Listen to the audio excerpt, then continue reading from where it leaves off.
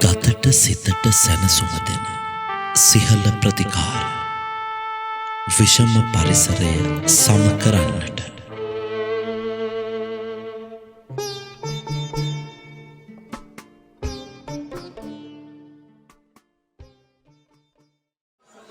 තෙරුවන් සරණයි සෑම සියලු දෙනාටම අපේ මැදට සම්බන්ධ වෙලා ඉන්න මේ චන්දන සිරිවර්ධන මහතා බොහොම ලෙන්ගතුකමින් තෙරුවන් සරණයි කියලා පිළිගන්නවා. අපි මේ ඖෂධ පිළිබඳව කතා කරා, ශාසනික ක්‍රමවේද ගැන කතා කරා. මේ විදිහට කතා කරගෙන ආපු මේ පෙවහරක ලොකු හාමුදුරුවෝ මතු කළා දුන්න මෙන්න මේ ඖෂධ සහ ඒ වගේම මේ ප්‍රතිකර්ම කරගැනීමේ තවත් දිගුවක් වශයෙන් අද දවසේ අපි බලාපොරොත්තු වෙන්නේ ශාසනික ක්‍රමවේද පිළිබඳව වැඩි අවධානයක් යොමු කරන්න. ඒත් සමග මම ආරාධනා කරන්න කැමති අපේ චන්දන මහත්මයාට අපි කතා කරමු කොහොමද මේ දවස්වල මේ තියෙන ගැටලුකාරී තත්ත්ව මුදවගෙන ශාසනික ක්‍රමවේද පැත්තෙන් අපිට කරගන්න පුළුවන් මොනවද කියලා පොදුවේ ඊට පස්සේ අවසානයේ යම් විශේෂ කාරණා කිහිපක පිළිබඳවත් කතා කරන්න අපි බලාපොරොත්තු වෙනවා. චන්දන මහත්මයා. ඔව් ඇත්තටම දැන් මේ කාලේ ගත්තොතින් උදේට ගෙදරින් එළියට බැස්ස මිනිස්සේ ආවසට ගෙදර ඉඳ කියන්නවත් විශ්වාසයක් නැහැ.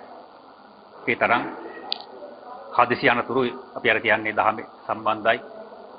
98ක් රෝග 203ක් අන්තරාය. ඒ වගේ දේවල් වලින් මොනවා හරි එක්ක තමන්ගේ ජීවිතේ විනාශ වෙනවා.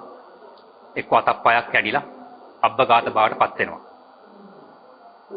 විශේෂයෙන් මේ කාලේ වෙනකොට දැන් ගෙදර මුරුතැන්ගේ උයනකත් විශ්වාසයක් නැහැ. කොයි වෙලාවෙ පිපිරිලා තුවාල වෙයිද දන්නේ නැහැ. ඒ වගේ බොහොම ප්‍රයෝග විපත්ති බහුල කාලයක්. එහෙමයි. ඒතකොට මේ දහමට අනුව විපාකයක් එන විවිධ ක්‍රම තියෙනවා. පිපිරීමක් වෙන්න පුළුවන්, කුණාටුවක් වෙන්න පුළුවන්, සුනාමියක් වෙන්න පුළුවන්, නැත්නම් ගම් වතුරක් වෙන්න පුළුවන්, නැත්නම් කන්දක් කඩා වැටිලා නාය යන්න පුළුවන්, හදිසි අනතුරක් වෙන්න පුළුවන්, ලෙඩ රෝගයක් වෙන්න පුළුවන්.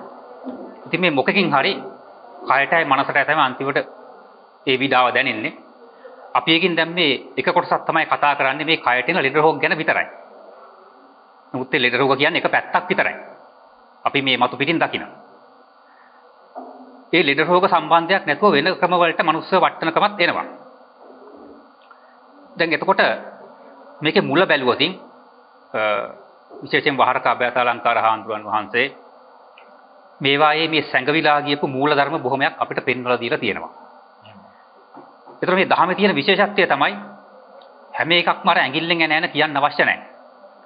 මේ මූල ධර්ම ටික පෙන්වලා දුන්නට පස්සේ අපිට ඒ උස්සේ නැනනුවන මෙහෙवला අපේ දැනුමෙන් ඒ ශාසනික ප්‍රතිකර්ම ඒ ක්‍රමවේද අත්හදා බලලා අපේ මේ ජීවිතේ පවත්වාගෙන අවසානයේ සතර ගමන කෙලවර කරගන්න පුළුවන්. මොකද හැම එකක්ම අයන් ඉඳන් කියන්න අවශ්‍ය නැහැ. ඉතින් මම දැන් මේ ශාසන ප්‍රතිකර්ම කිව්වට පස්සේ මම හිතුවා වඩා සුදුසුයි කියලා පුංචිම තැනින් පටන් ගන්න. එහෙමයි.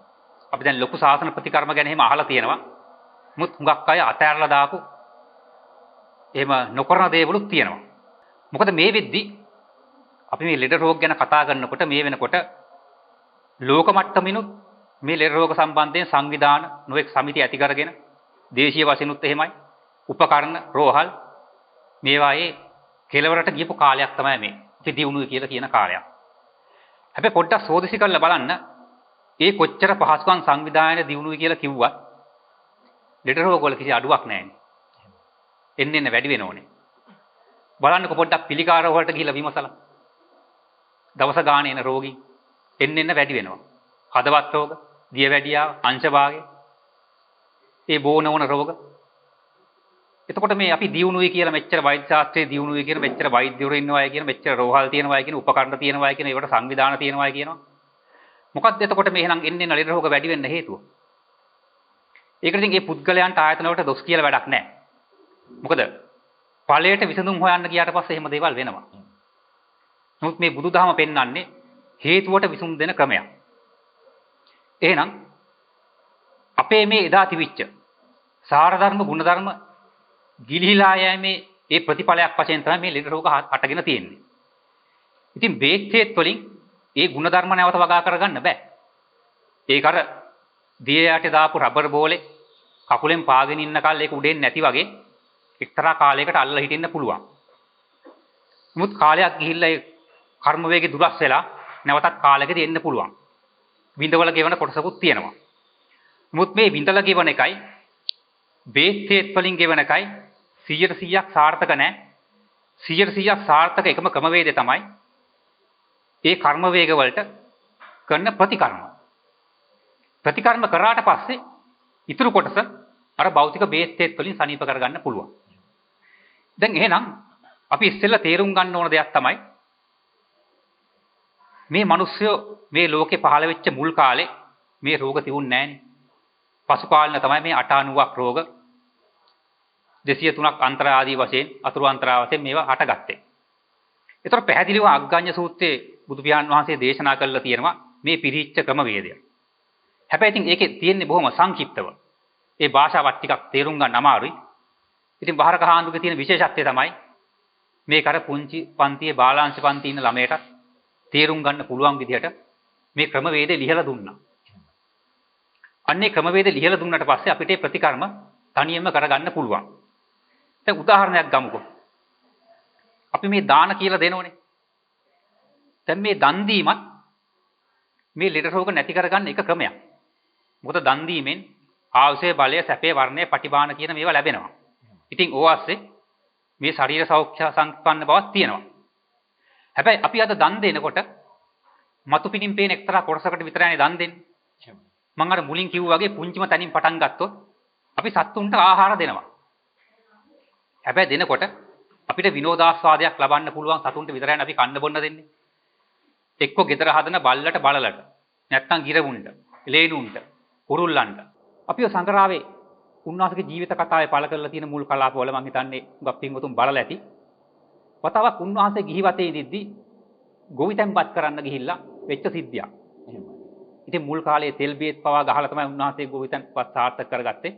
නමුත් එක අවස්ථාවකදී ඒ ගහපු එක්තරා විස රසායනයකින් නිලමැස්සෙක් මැරිලා ඒ නිලමැස්ස පිටිපස්සෙන් ගිහිල්ලා ඌ දුක් විඳලා මැරෙනකන් පැය භාගයක් විතර ඒ මැස්සක දිහා බලාගෙන ඉඳලා එතනින් පස්සේ මේ මැස්ස විඳින දුක දැකලා වෙන දෙයක් වෙච්චාවේ පාට වැටුණත් වැටිච්චාවේ ඊට පස්සේ සත්‍ය අසාධාරණයක් කළා මේ වගේ දේවල් කරන්නේ නැහැ කියලා දින ගණනක් කල්පනා කරගෙන ආර්ය මෛත්‍රිය වැඩුවයි කියලා උන්වහන්සේ ප්‍රකාශ කරලා තියෙනවා. බලන්න සාමාන්‍යයෙන් මේ අද කාලේ ගොවියෙකුට එහෙම හිතන දෙයක්ද මේ මැස්සෙක් මැරෙන හැටි දැකලා ඒ මැස්ස පස්සෙන් ගිහිල්ලා එච්චරකල් අපේ මිනිස්සු කල්පනා කරගෙන ඉන්නේ නැණි මැස්සෙක් මදුරෙක් දිහා තමන්ගේ තියෙන එක කඩා වඩා ගත්තා කොහොම හරි ඒක දිනු කර ජීවත් වෙන්නේ බලන්නේ. නමුත් උන්වහන්සේ මේ මැස්ස පවා අර විස බෙහෙත බීලා මැරෙන හැටි දුක් විඳින හැටි දැක්කා. ඌ වකුටු වෙලා තටු ගහලා මැරෙන හැටි. බලන්න මේ තමන් යම් කිසි දෙයක අසාධාරණයක් දැකලා ඒකෙන් වළකිනවා නම් දෘෂ්ටිගත නොවි ඒකේ ප්‍රතිඵල එන හැටි. හැබැයි උන්වහන්සේට ජීවත් වෙන්න ක්‍රමයක් නොතිබුණේ නැහැ. ඒ නවත්තලා දින ගණනාවකට පස්සේ ඌකට පෙහෙකම්මලේ රැකියාවක් ලැබුණා. කවුරුත් නොසිතූ විදියට. බලාපොරොත්තු වෙච්ච අයට හම්බුන්නේ නැහැ. නමුත් උන්වහන්සේට හම්බුණා. ඉතින් එතෙන් පස්සේ උන්වහන්සේ ඒ ක්‍රමවේදය අනුගමනය කරලා තියෙනවා. කිසිම සතෙකුට හිංසාවක් පීඩාවක් නොකර තමයි ඒ ගොවිතැන්පත්තා කරලා තියෙන්නේ. විශේෂයෙන්ම අපේ ධර්මයේ සඳහන් වෙන පැරණි ගාථා ක්‍රමවේද, කෙම් ක්‍රම, ඒ වගේම කාප්වේනික ගොවිතැන් ඒව තමයි උන්වහන්සේ ඒවට පාවිච්චි කරලා තියෙන්නේ. ඒ විතරක් නෙවෙයි ඒ කාලේ මේ ගෝණගල් දෙනිය කඩපෙලේ ඉන්න හිටපු ඒ වෙළඳාම් කටයුතු කරපු මුදලාලට පවා තිබිච්ච ප්‍රශ්නයක් තමයි මේ සතුන්ගෙන් ඒ අයගේ කඩේ තියෙන බඩු භාණ්ඩ ආරක්ෂා කර ගැනීම. මීයෝ කැටපොත්තෝ කූඹි ආදී වශයෙන්. ඉතින් ඇවිල්ලා ඒ කාලෙත් ආන්දුවන්ට සමාධියෙන් බලලා යම් යම් ප්‍රතිකර්ම කරන්න පුළුවන්කම තිබුණ නිසා ඇහුවට පස්සේ ඒ කිසිම කෙනෙකුට උන්වහන්සේ උපදෙස් දුන්නේ නැහැ මේ සත්තු මරණ ක්‍රමවේද. කිව්වේ මොකද්ද? උන්ටත් කොටසක් වෙන් කරන්න කිව්වා. මොකද අපේ මේ හෙළයන් ගාව කිසිම සතෙක් මරලා තමන්ගේ ජීවිකාව රැක ගන්න ක්‍රමවේද තිබුණේ නැහැ. ඒ මේ අවුරුදු 100ක මෑත කාලේ තමයි තිබුණේ. එක්ක පළවා හරින ක්‍රම තිබුණා. හැබැයි නිකම්ම පළවා හැරියේ නැහැ. උන්ට සාධාරණ ඉෂ්ට වෙන්න කන්න බොන්න යම්කිසි ආහාර කොටසක් වෙන් කරා. කුරුළු පාළුව කියලා එහෙමත් මේ ව්‍යවහාරයේ තියෙන්නේ ඒ විදිහට තමයි. ඉතින් එදා වහරක හාමුදුරුවෝ ගිහිවතේ ඉඳිත් උපදෙස් දෙන්නේ මොකද්ද? කැරපොත්තෙක් හරි වේවා, නිලමැස්සෙක් හරි වේවා, මීයෙක් හරි වේවා, උන්ට පුංචි ආහාර කොටසක් වෙන් කරන්න කිව්වා. එහෙම ක්‍රමවේද තමයි අපේ අද තියුනේ. හැබැයි අද අපි මේව ගණන් ගන්නෙ නැහැ මේ ශුද්ධ මට්ටමේ සත්තු. ඔය පොඩි සත්තු මැරුණට ගණන් ගන්න එපයි කියලා එහෙම තමයි කියන්නේ. නමුත් මේ ධහමේ පෙන්වලා දීලා තියෙනවා පාපයේ සුළුවෙන් තකන්න එපා. විසකුරු සර්පෙක් වගේ, ඇවිලෙන ගින්නක් වගේ. එකතු වෙලා මහ විශාල ප්‍රමාණයක් ඇවිල්ලා විපාක දෙන්න පුළුවන්. එම නිසා දුටු තැන වනසන්න කියලා තමයි මේ පාපය ගැන ධර්මයේ සඳහන් කරලා තියෙන්නේ. මම මේ කාරණේ ගත්තේ එක්තරා මේ අපෙන් ගිලිලා තිබිච්ච සාසන ක්‍රමවේදයක් මතු කරලා දෙන්න. දැන් මේ කූඹියටත් මේ ලෝකේ පහළ වුණා නම් ඌට ජීවත් වෙන්න ක්‍රමවේදයක් තියෙන්න ඕන. ඌටත් ආහාරයක් තියෙන්න ඕන. හැබැයි අපි හොඳටම දන්නවනේ අපි අද සීනි බෝතලයට කූඹියක්ෙන් වැහුවොත් අපි මොකද කරන්නේ? ගහලා උකුම් වනසල මරලා දාලා අවුවටක් තියෙන උන් කර වෙන්න කියලා දෙස් දෙවල් තියෙන එහෙමයි කරන්නේ. නමුත් එදා හිටු මිනිස්සු එහෙම කරේ නැහැ. තමන්ගේ වත්තේ ගෙඩියක් කරලා කටගත්තට පස්සේ ඒක සතෙක් කෑවොතින් අද මොකද කරන්නේ? හත්මුතු පරම්පරාවට බැනලා දෙස් දෙවල් තියලා එදොකින් මේ කාලකන්ණි සත්තු කියලා මහා විශ්වයට විස කිරණක් පිට කරනවා. ඒ විතරක් නෙවෙයි ඒ සත්තු කාපු දේවල් පවා අපි කඩාගෙන අර සත්තු කාපු ටික කපලා අයින් කරලා දා ඒක ටික අපි කනවා. පණුවෙක් හිටියොත් මේක මරලා දානවා. එක්ක ගල් වලින් ගහලා සතෙකුට කන්න කොටසක්වත් වෙන් කරන්නේ නැහැ. හැබැයි හෙදා හිටව මිනිස්සු එහෙම කරේ නැහැ. ගහක ගෙඩියක කරලක සතෙක් කෑවොත් ඒ සත්තු කාපු කොටස ඒ සතාට වෙන් කරනවා. මේ ආහාර ප්‍රත්‍ය වෙන යම්පි සත්ත්ව කොටසක් වෙනවා. ඒ ඕනෑම සතෙකුට සත්ත්ව පිරිසකට මේ ආහාරයේ ප්‍රත්‍ය වේවා කියලා අදිෂ්ඨාන කළා තමයි ඒ ගෙඩිය කරලා පවා අතෑරියේ. එහෙම ක්‍රමවේදයක් තිබුණා. එතන සඳහන් මහත්තයා පුංචි ප්‍රශ්නයක් එනවා. අපි එතනදී ඒ විදිහට අදිෂ්ඨානයක් කිරීම සහ ඒ වගේ තුන් වතාවක් අපි ඒක ස්ථිර කිරීම අන්නේ තන විසින් ඒ අපිට නොපෙනෙන අයට මේ ලබා ගැනීමට අපි දෙන අවසරයක් කියන විදිහටද කොහොමද එතන පොඩ්ඩක් විග්‍රහ කරලා දුන්නොත් එතකොට තව ටිකක් ඥාන සම්ප්‍රයුක්ත වෙන්න එතන. පැහැදිලිව. දැන් අපි ගෙදරකට කාට හරි ඇවිල්ලා සංග්‍රහ කරන්නේ නැතුව ඒ පුද්ගලයා අපේ ගෙදර තියෙන කුස්සියට ගිහිල්ලා කෑම මේසට ගිහිල්ලා අතපත දාලා කාලා කන්නේ නැහනේ. අපි දුන්නොත් තමයි යමක් පිළිගන්නේ. ඒ වගේ තමයි මේ නොපෙන්න ලෝකවල සත්ත්ව කොටස බොහොමයක්ම එයාට අපි කැප කරන්න ඕන. ආරාධනාවක් කරලා දෙන්න ඕන. එහෙම නැතත් මේ පෙන්න ලෝකේ තිරිසන් සතෙකුට වුණත් ආරාධනාවක් කළා ආශිර්වාදයක් කළා දෙනකොට ඒ ආශිර්වාදෙන් නැගෙන යහපත් ගුණ වලට අදාළ කිර්ණ ශක්තිය මේ ලෝකෙට විතරක් නෙවෙයි මේ සක්වලට විතරක් නෙවෙයි දසසහස සක්වලටත් විහිදෙනවා. ඒ විහිදීම දැකලා දෙවිය බ්‍රහ්මය පවා අර පුද්ගලයාට ආශිර්වාද කරනවා. මේ පුද්ගලයා මෙහෙම ගුණවන්ත කෙනෙක්. මෙයාට යහපතක් කරන්න ඕන. මෙයාට අභිවෘද්ධියක් වෙන්න ඕන කියලා ආශිර්වාද කරනවා. ඒ ආශිර්වාදය ලැබෙන පුද්ගලයන්ට අභිවෘද්ධියක් මිස පිළිහිමක් නැහැ කියලා බුද්ධ දේශනාවෙත් තියෙනවා. ඉතින් අපි දෙන්නේ අමුතු දෙයක් දෙනව නෙවෙයි. ඒ අයට හිමි කොටසයි දෙන්නේ. දැන් එතකොට බලන්න සතෙක් කෑවට පස්සේ ඒ සතාට දෙස් දෙවල් තියලා සාප කරනකොට විශ්වයට පිට වෙන්නේ විස කිරණ. ඒ විස කිරණෙන් අපිට ලැබෙන්න තියෙන දේවල් තව තවත් නොලැබී යන විතරක් නෙවෙයි. මේ මහ විශාල සාප නිසා අපිට ලෙඩ රෝග හට ගන්නත් පුළුවන්. හැබැයි අපි කැමැත්තෙන්ම එයාට යම් පිටි කොටසක් උරුමයි කියලා දැනගෙන මේ සත්‍යයන්ට අදිෂ්ඨාන කරලා ඒ කොටස වෙන් කරනකොට මොකද වෙන්නේ? අපිට එන්න තියෙන කර්ම වේග පවා නැති වෙනවා. එහෙනම් මේ එක්තරා පුංචි ශාසනයේ මුල් කරන ප්‍රතිකර්මයක් තමයි මේ කිව්වේ. එහෙනම් මම කියන මේක අත්හදා බලන්න කියලා. මමත් මේ ක්‍රමයේ දැන් සෑහෙන කාලයක පටන් අත්හදා බැලුවා. මම මේ ක්‍රමවේද උකහා ගත්තේ වහරක අභයාතාලංකාර හාමුදුරුවෝ දේශනා කරපු එක්තරා දේශනාවකින්. අපි උදේට නැගිටතර පස්සේ කෑම උයලා අපිමත් කාලා අපි අර ඉස්සෙල්ලා කලින් සඳහන් කරා වගේ අපිට ඇහැට කන්න පේන වටිනා කියන සතුන්ට විතර අපි කන්න බොන්න දෙන්නේ. හැබැයි එහෙම නෙවෙයි. තමන්ගේ ගෙදර තියෙන සීනි බෝතලෙන් පුංචි සීනි කෝප්පයක් වෙන් කරන්න. දවස ගානේ නැගිට ඇටි යෝගට් හැන්දක් හරි කමන්නේ. ඕකෙන් අදිෂ්ඨානයක් කරලා දාන්න. මේ පෙන්න කූමීන්ට හෝ වේවා නොපෙන් ලෝකේ වෙනත් සත්ත්ව කොටසකට හෝ වේවා මේ සීනි ආහාරයක් බවට ප්‍රත්‍ය වෙනවා නම් ඒ ඕනෑම සතෙකුට ආහාරයක් බවට පත් වේවා කියලා ඕක දාන්න.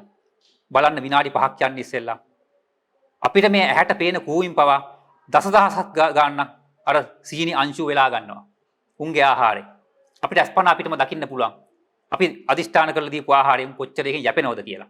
ඒ වගේම තමයි නොපෙනෙන සත්තුත් ඕකට සෑහෙන්න එනවා. පේන සත්තුත් එනවා. ලේන්නු එනවා. වට්ටිත්තු එනවා. සමනල්ලුත් එනවා. ඕකෙන් ඇවිල්ලා ඒ සීනි ගන්නවා. ඉතින් ඒ කූඹින්ට ඊටා සීනි අංශුවක් ඇති. උන්ට ඒක යැපෙන්න. ඉතින් මේ සීනි හැන්දක් දුන්නයි කියලා යෝගට් හැන්දකින් ප්‍රමාණයක් දුන්නයි කියලා අපිට අහේනියක් වෙන්නේ නැහනේ. අපි හිඟන්න වෙන්නේ නැහනේ. අපිට සීනි බෝතලකින් දවසකට සීනි යෝගට් හැන්දි භාගයක් උන්ට තිබුණත් හොඳටම ඇති. උන්ගේ ප්‍රමාණයට ඒ ආහාරය හොඳටම ඇති. අපි හිඟන්න බාටපත් වෙන්නේ නැහැ. ඉතින් උන්ගේ ආහාර අපි වෙන් කරලා ඉන්න ඕනේ. මේ පුංචිම කොටසක් මම කිව්වේ. අත්දකපු කොටසක්. වහරකා බේතාලංකාර හාන්තුරුන් එක නැවත මතු කරලා දුන්නා. දැන් මේකෙදි මේ මුළු ලෝකයක් අපිට එකපාරට හදන්න බෑ. අපි මෙහෙම කිව්වයි කියලා මේ ලෝකයක් එකපාරට මේ ක්‍රමයේ අනු මේ ගමනය කරන්නේ නැහැ. හැබැයි අපි දන්නවා බුද්ධ දේශනාවේ තියෙන මේ ක්‍රමවේද බොරු නෙවෙයි. එදා අපේ හිටිය සිංහල බෞද්ධයෝ හෙළයෝ ඒ වගේ මේ පොළොවේ යන පුංචිම සතාටත් කොටසක් වෙන් කරලා තමයි තමන්ගේ දවස පටන් ගත්තේ. එහෙනම් ඇයි අද අපිට ඒක කරන්න බැරි? දැන් මේ කියන ක්‍රමවේදේ මේක අහගෙන ඉඳලා 10ක් 15ක් හරි කමන්නේ මේක ක්‍රියාත්මක කරන්න පටන් ගත්තා නම් හෙට ඉඳගෙන. ඒ යකින් කටින් කට ගිහිල්ලා විශේෂයෙන් පුංචි දරුවෝ කැමති මෙන්න මේ වගේ මේ සත්තුන්ට කන්න දෙන්න දේවල්. ඉතින් ඒක හන්දා අර වෙනද වගේ අන්ධ භක්තියෙන් උඩ පැන පැන ආයේ සතා කනව දැකලා අපි ඒකේ ආස්වාදයක් විඳින්න නැතුව ඥාන සම්ප්‍රයුක්තව තේරුම් ගන්න මේ අද සත්තු දුක් විඳින්නේ මෙන්න මෙහෙම දස කුසල් වලට පත් වෙලා තමයි මුන් මේ බඩගින්න ඉන්නේ. එහෙනම් මගේ යුතුයකමක් මුන්ටත් මේකේ හිමිකමක් තියෙනවා. ඒ කොටස වෙන් කළා ආශිර්වාදයක් කරන එක. කවදා හරි උඹලට මේ සතර අපායෙන් ගොඩ ඇවිල්ලා සම්මා සම්බුද්ධ ශාසනය මුණ ගැහිලා මේ නිවන් දකින්න බණක් අහලා ඒ සසරින් එතර වෙන්න හේතු වාසනා ලැබේවා කියලා වචනෙන් හයියෙන් නොකිව්වත් කමන්නේ. හිතින් හරි අදිෂ්ඨානයක් කරලා තමන්ගේ ගෙදර ඉන්න පුංචි දරුවන්ට හරි කමන්නේ. ওই ක්‍රමයේ ඉගන්නුවා නම් ඒ ළමයිතුත් ඕක පාසල් ගිහිල්ලා තමන්ගේ යාළුවන්ටත් කියනවා, ගුරුවන්ටත් ඕක ආරංචි වෙනවා. සමාජයේ ක්‍රමයෙන් එහෙම තමයි මේ ගොඩ දාන්න තියෙන එක ක්‍රමවේදයක්. මම හිතන්නේ චන්දන මහත්තයා බොහොම වැදගත් කාරණාවක්. අපි එක සැරේකුත් ඕකේ යම් පොඩි කොටසක් එක වතාවකදී මතක් කරලා ඒක පාවිච්චි කරපු කෙනෙකුත් මට ඔය පිළිබඳව කියපු දේකුත් මට මතක් වුණා. ඒ කියන ගමන් මම හිතන්නේ චන්දන මහත්තයා එතන බොහොම වටිනා කාරණාවක් තියෙනවා. අර අපි පංච කාමයේ එහෙම නැත්නම් අපි තව ලොල් වෙන්න පාවිච්චි කර අර කැම ටික දෙන එකත් ඉස්සර. ඒ ගිරවෙක් දැකලා හරි තමන්ගේ සතෙකුට හරි. දැන් මේ විදිහට හිතලා කරනකොට එතනදී මග වඩන්නත් තව අවශ්‍ය කරන පරිසරයක් හැදෙනවා. අර කියන කර්ම විපාක ගෙවා ගන්නවා වගේම අර බුතුමා කිව්වා වගේ අනික අපේ ආහාර පාන වලට තද වෙනකොට තියෙන මේ හානිත් වැඩි. ඒ කියන්නේ වවන දෙයටද තමන් සතු දෙයටද. දැන් ඔය කිව්වා වගේ අපි ඔය කියන විදිහට කටයුතු කරොත් අර මග වැඩෙන ගමන් අර එන බාධා එහෙම නැත්නම් තියනා වූ ගැටලුත් විසඳෙන්න. දැන් ඒවා විසඳෙන්න බලාගෙන කරනවා නෙමෙයි මග වඩන කියන කාරණාවත් මූලික කරගෙන කරොත් වඩා ප්‍රතිඵලදායක මම හිතනවා ඔබතුමාට ඒකත් එකතු කරන්න පුළුවන් වෙයි. අර කියන පැති දෙක තුනක අර වෙන්දට බොහොම ඉන්ද්‍රිය අසංවරව කරපු කටයුත්ත දැන් විදර්ශනාවකුත් එකතු කරගෙන කරන්න පුළුවන්. ඒ වගේම අර තියෙන හානිදායි දේවලුත් අඩුවට අර කඩේ හිමියට සිද්ධ වුණා වගේ ඒ කොටස දුන්නාම එතන ওই දෙක තුනම මෙතන සිද්ධ වෙනවා නේද චන්ද්‍ර මහත්තයා අපිට මේ කාරණාව කරගෙන යනකොට. තව ටිකක් ඒකට එකතු කරමු. ඔව් මේ බුදුදහම කියන්නේ හේතුඵලයි. ඒතකොට මේක පැහැදිලිවම පෙන්වලා දීලා තියෙනවා හේතුඵල දැනගෙන කරන ප්‍රතිකර්ම අති සාර්ථකයි කියලා. අපි දැන් මෙච්චර කලක් කරේ හේතුඵල දැනගෙන නෙවෙයි. නිකන් සත්තුන්ට කන්න දුන්නේ. අර නිකන් සාමාන්‍ය අන්ධ භක්තියෙන් තමයි කන්න දුන්නේ. ඉතින් අර ඔබතුමා කියපු වගේ මෙහෙම කන්න දෙනකොට ඇත්තටම උන්ගෙන් එන හානි අඩුයි. සෑහෙන්න අඩුයි. අපිත් ඒක අත්දැකලා තියෙනවා. ඒ කාලේ හිටපු ගොවි මහත්තුරු අත්දැක්කා. එහෙමයි. උන්ගේ කොටස උන්ට වෙන් කරාට පස්සේ උන් එහෙම හානි කරන්නේ නැහැ. එහෙම හානියක් කරොත් ඒක තමන්ගේ කර්ම වේගයක්. තමනුත් පෙර ගොවිතැන්පත් වලට හානි කළා අනුන්ගේ දේවල් කඩා වඩාගෙන ඒක ප්‍රතිඵලයක් වශයෙන් එහෙම තමන්ට නැති වෙන්න පුළුවන්. හැබැයි අර සත්තුන්ට ලැබෙන්න තියෙන දේ ඒ හිමිකම අහිමි කරලා එන්න තියෙන සාපයක් තියෙනම් ඒක එන්නේ නැහැ. මොකද මේ ධර්මයේ සඳහන් වෙනවා දීම ලැබීමට හේතු වෙනවා නොදීම සාපයට හේතු වෙනවායි කියනවා. මම තව එක දෙයක් එකට එකතු කරන්න ඕනේ මගේ පෞද්ගලික අත්දැකීමක්. දැන් අපි බුද්ධ පූජාව තියෙනවානේ. ගෙදර දොරේ බුද්ධ පූජාව තිබ්බහම මගේ බුද්ධ කුටිය තියෙන තැන කියන්නේ මම අපි ගෙදර හදලා තියෙන එකේදී එතකොට බොහොම නිතර කූඹි ගුලක් එතන නිරන්තරයෙන් තියෙනවා. දැන් අයින් කරන්න විදිහකුත් නැහැ. නමුත් ඔතන අපි මේ ආහාර පාන බුදුන්ට පූජා කරනවා. ලොකු හාමුදුරන්ගේට පූජා කරනවා. මම තාම දැකලා නැහැ බොහොම දැක්කනම් අතිශය කලාතුරකින් මේක කන්න සතෙක් ඒ ඉන්න කූඹියෙක්වත් වැටිලා ඉන්නවා. ඉතින් අර ඒ අයට වෙන් කළ දීමත් නුසුදුසුදේ නොගැනීමත් කියන දේ නිකන් ප්‍රායෝගිකව දකින්න පුළුවන් වෙච්ච අවස්ථාවක් මට මතක් වුණේ. මම හිතන්නේ එතනත් ඔය කියන න්‍යාය සිද්ධ වෙනව නේද කියලා මට හිතෙනවා. ඇත්තට අපි අදිෂ්ඨාන කරලා බුද්ධ සංඥාවේගේ බුද්ධ පූජාව තියෙනකොට හරියට තියුවනම් ඒකට සතෙකුටවත් එහෙම එන්න බෑ. ආවත් එහෙම සාසර පරිණාමයක් තියෙන සතෙක් තමයි එහෙම කාලය යන්නේ. නැත්නම් එහෙම සතෙක් එන්නේ නැහැ. මොකද අපි මේ හෙළබුදු වීම සංග්‍රහයේ 29 කලාපේ සඳහන් කරලා ඇති බුද්ධ පූජාවක් ඉවත් කරන ක්‍රමවේදය. ඒ ශාසන සංඥාවෙන් ඒක අයින් කරනකොට සතෙකුටවත් කන්න බැරි වෙන්න ඒකේ පරමාණු එක්තරා ආකාරයට පරිණාමය වෙලා හැඩ ගැසීමක් වෙනවා. එක්තරා දිලීර වර්ගයක් ඒකේ බැඳෙනවා. සතෙකුට කන්න අප්‍රිය වෙන්න. ඒ නියම ක්‍රමවේදයට ඒ බුද්ධ පූජාව අයින් කරනවා. ඒ ක්‍රමවේද ඕන කෙනෙකුට කියව බලන්න පුළුවන් 29 කලාපය අපි අතලංකාරයට පළ කරලා ඇති. ඉතින් අර ඔබතුමා කියපු වගේ දැන් මං හිතන්නේ හෙට ඉඳන්ම හරි කමන්නේ. ඔය ගෙදරට ගේන සීනි බෝතලෙකින් මොනවා හරි කමන්නේ. බොහොම පොඩ්ඩක් වෙනම පොල් කටුවකට හරි වෙන් කළා. Tamanට කරන්න බැරි නම් තමන්ගේ පොඩි අයට හරි ගෙදර බාර දෙන්න. මේකට මහ ලොකු කාල වේලාවක් ශ්‍රමයක් මුදලක් යන්නේ නැහැ. හැබැයි මේක අනාදිමත් කාලයක් තිස්සේ කරගෙන යනකොට ඒවයි ප්‍රතිඵල අපිට ලැබෙන්න ගන්නවා. ඒ පුංචි කොටසක් විතරයි. ඊට අමතරව තමන් කන පතින් පුංචි කොටසක් හරි ඉතුරු කරන්න අන්තිමට. ඉතුරු කළා අනිත් සතුන්ට ඔය ලේන්න කුරුල්ලොන්ට වගේ අර වගේම අදිෂ්ඨාන කරලා දාන්න. නමුත් හුඟක් අය බත්පත කන්න ගත්තට පස්සේ මේ පළවෙනි කොටස වෙන් කරලා සතුන්ට දෙන කොටසත් තුන එක ගැලපෙන්නේ නැහැ. ඒකත් කියන්න ඕන. මම හිතන්නේ ගොඩක් වැදගත් අපි ඒක මේ වෙලාවේ. ඉතාමත් වැදගත්. මොකද සතුන් කියන්නේ ඒ නීච බවටපත් වෙලා තිරිසන් බවටපත් වෙලා දස කුසල් වලින් ඉපදිච්ච සත්තු. ඒක හන්දා ඉස්සෙල්ලම ඒ තමන් ගෙදර හදාගත්ත බත්පතෙන් ඉස්සෙල්ලම වෙන් කරන්න ඕන. තමන් ගෙදර තියෙනවා නම් බුද්ධ පූජාවට බුද්ධ ප්‍රමුඛ මහා සංඝරත්නයට වෙන් කළා. ඊට පස්සේ ඉන්න වැඩිහිටියන්ට එහෙම වෙන් කළා පොඩි අයට දීලා අන්තිමට තමයි සතුන්ට කොටසක් වෙන් කරන්නේ. ඉතින් තමන් කන්න බෙදාගත්ත බත්පත ඉස්සෙල්ලම අනලා දාන්න එපා. ඒකෙන් කොටසක් ඉතුරු කළා. ඒක කොහේ හරි ඔය තමන්ගේ ගෙයි ආයිනේ අපිරිසුදු වෙන්නේ නැති තැනක එහෙම දාන්න පුළුවන්. ඒ හොදලා දාන ඉඳුල් වතුර ටික වගේ අපි අර පළවෙනි වතාව එකපාරක් සඳහන් කරා වගේ අදිෂ්ඨානයක් කළා. මේ ඉඳුල් වතුර පවා යම් කිසි සතෙකුට ආහාරයක් බවට පත් වෙනවා නම් ඒ සතුන්ට ආහාරයක් වේවා කියලා තුන් වතාවක් අදිෂ්ඨාන කළා. මහලුකුවට වචන නොකියුවත් කමන්නේ. හිතින් අදිෂ්ඨාන කළා දාන්න. ඒ චිත්ත විපාර නාදේ, චිත්ත පරිවිතර්කේ දසදහසක් සක්වලට ගිහිල්ලා මේ විශ්වය සුද්ධ වෙන්න බලපානවා අනිවාර්යයෙන්ම. මම හිතන්නේ අද අපේ වැඩසටහන අහගෙන ඉන්න මේ අපේ පන්සලේ ඉන්න බැතිමතුන්ටත් ඒ වගේම අපේ අන්තර්ජාලය ඔස්සේ අහන අයටත් මම හිතන්නේ මේ වගේ දෙයක් විශේෂයෙන් මේ දෙසැම්බර් මාසයේ වගේ අපි සම්මත ලෝකයේ තවත් අලුත් අවුරුද්දකට එහෙම නැත්නම් මේ යන්න තියෙන දිනවකවානු වලදී සහ ආහාර පාන ගොඩක් තමන්ගේ හිතවතුන් එක්ක වුණත් එක් ආගම් වලින් නැතක බෙදා ගන්න කාලෙක මේ වගේ බොහොම සරල නමුත් සරල නැති. ඒ කියන්නේ සරල නැති කියලා කියන්නේ බොහෝ මේකෙන් වැඩදායි අදහසක් ඉදිරිපත් කිරීම මම හිතන මේ අවස්ථාවේ ගොඩක් වැදගත් වෙනවා. අපි පුංචි තැනකින් පටන් ගන්න එක ගොඩක් වෙලාට ගොඩක් හොඳයි. එතන ඉඳන් අපිට මේක ගොඩනගාගෙන යන්න පුළුවන්. අපි තවත් ඉදිරියට ගෙනියමු චන්ද්‍ර මහත්තයා මේ පාරණය පිළිබඳව. ඔව් දැන් මගේ පුංචි කාරණේ අපි සඳහන් කරේ මේ එකපාරට මේ දහම් කටයුතු වල නියැලෙන්න උකටලී බවක් දක්වන පුද්ගලයෝ ඉන්නෝනේ අපි දන්නෝනේ. ලෝක සම්මතයේ බෞද්ධයෝත් ඉන්නවා සමහරු. මේව පිළිගන්නේ නැති. භෞතිකවාදී අදහස් දරනවා. සමහරු කියනවා මේ බුදු පිළිම වහන්සේට දාන දීලා වැඩක් නැහැ. බුද්ධ ප්‍රතිමා වහන්සේ දාන අනුභව කරනවද? ඔය අපරාධනේ ඔච්චර අහක දාන්න ඊට වඩා මේ සත්තුන්ට කන්න දෙන්නේවයි කියලා. ඒක ඊට වඩා වටිනවයි කියලා. එහෙමත් දෘෂ්ටිගත වෙච්ච පිරිසක් ඉන්නවා. එහෙම. හැබැයි ඒ අය හරි කමන්නේ නැහැ. එසේ නොවන හරි කමන්නේ නැහැ. මෙන්න මේ ක්‍රමවේදයට අනුව ඥාන සම්ප්‍රයුක්තව ඊට පස්සේ සතුන්ට කන්න දෙන්න. ඒකෙන් මේ විශ්වය සුද්ධ වෙන්නේ එක්තරා ක්‍රමවේදයකට බලපානවා. අපි ඊට වඩා ටිකක් ඉහළට ගියොත් මේ පුංචි ක්‍රමවේදයක් කිව්වේ. හැබැයි පුංචි වුණාට තමන් අනන්ත අප්‍රාණ සංසාරයේ ගෙන ආපු කර්ම වේග ගෙවා ගන්න ඕකත් දායක වෙනවා. ඒ කියන්නේ තමන් අතින් අවඩක් අසාධාරණයක් වෙච්ච සතුන්ටත් ඒ වගේම තමයි උපකාරට ප්‍රතිඋපකාර නොකරපු ඒ සත්ත්ව කොටසටත් වන්දි ගෙවන එක්තරා ක්‍රමවේදයක්. ඊළඟට අපි ඊට වඩා ටිකක් එහාට ගත්තොත් දැන් මේ තව ක්‍රමවේදයක් තියෙනවා. මේ අද උපදින ළමයින්ට ලෙඩ රෝග බහුලයි. ඒකටත් හේතුවක් තියෙනවා. ඉස්සර හිටපු දෙමාපියෝ එහෙම නැත්නම් අලුත විවාහ වෙච්ච යුවළක්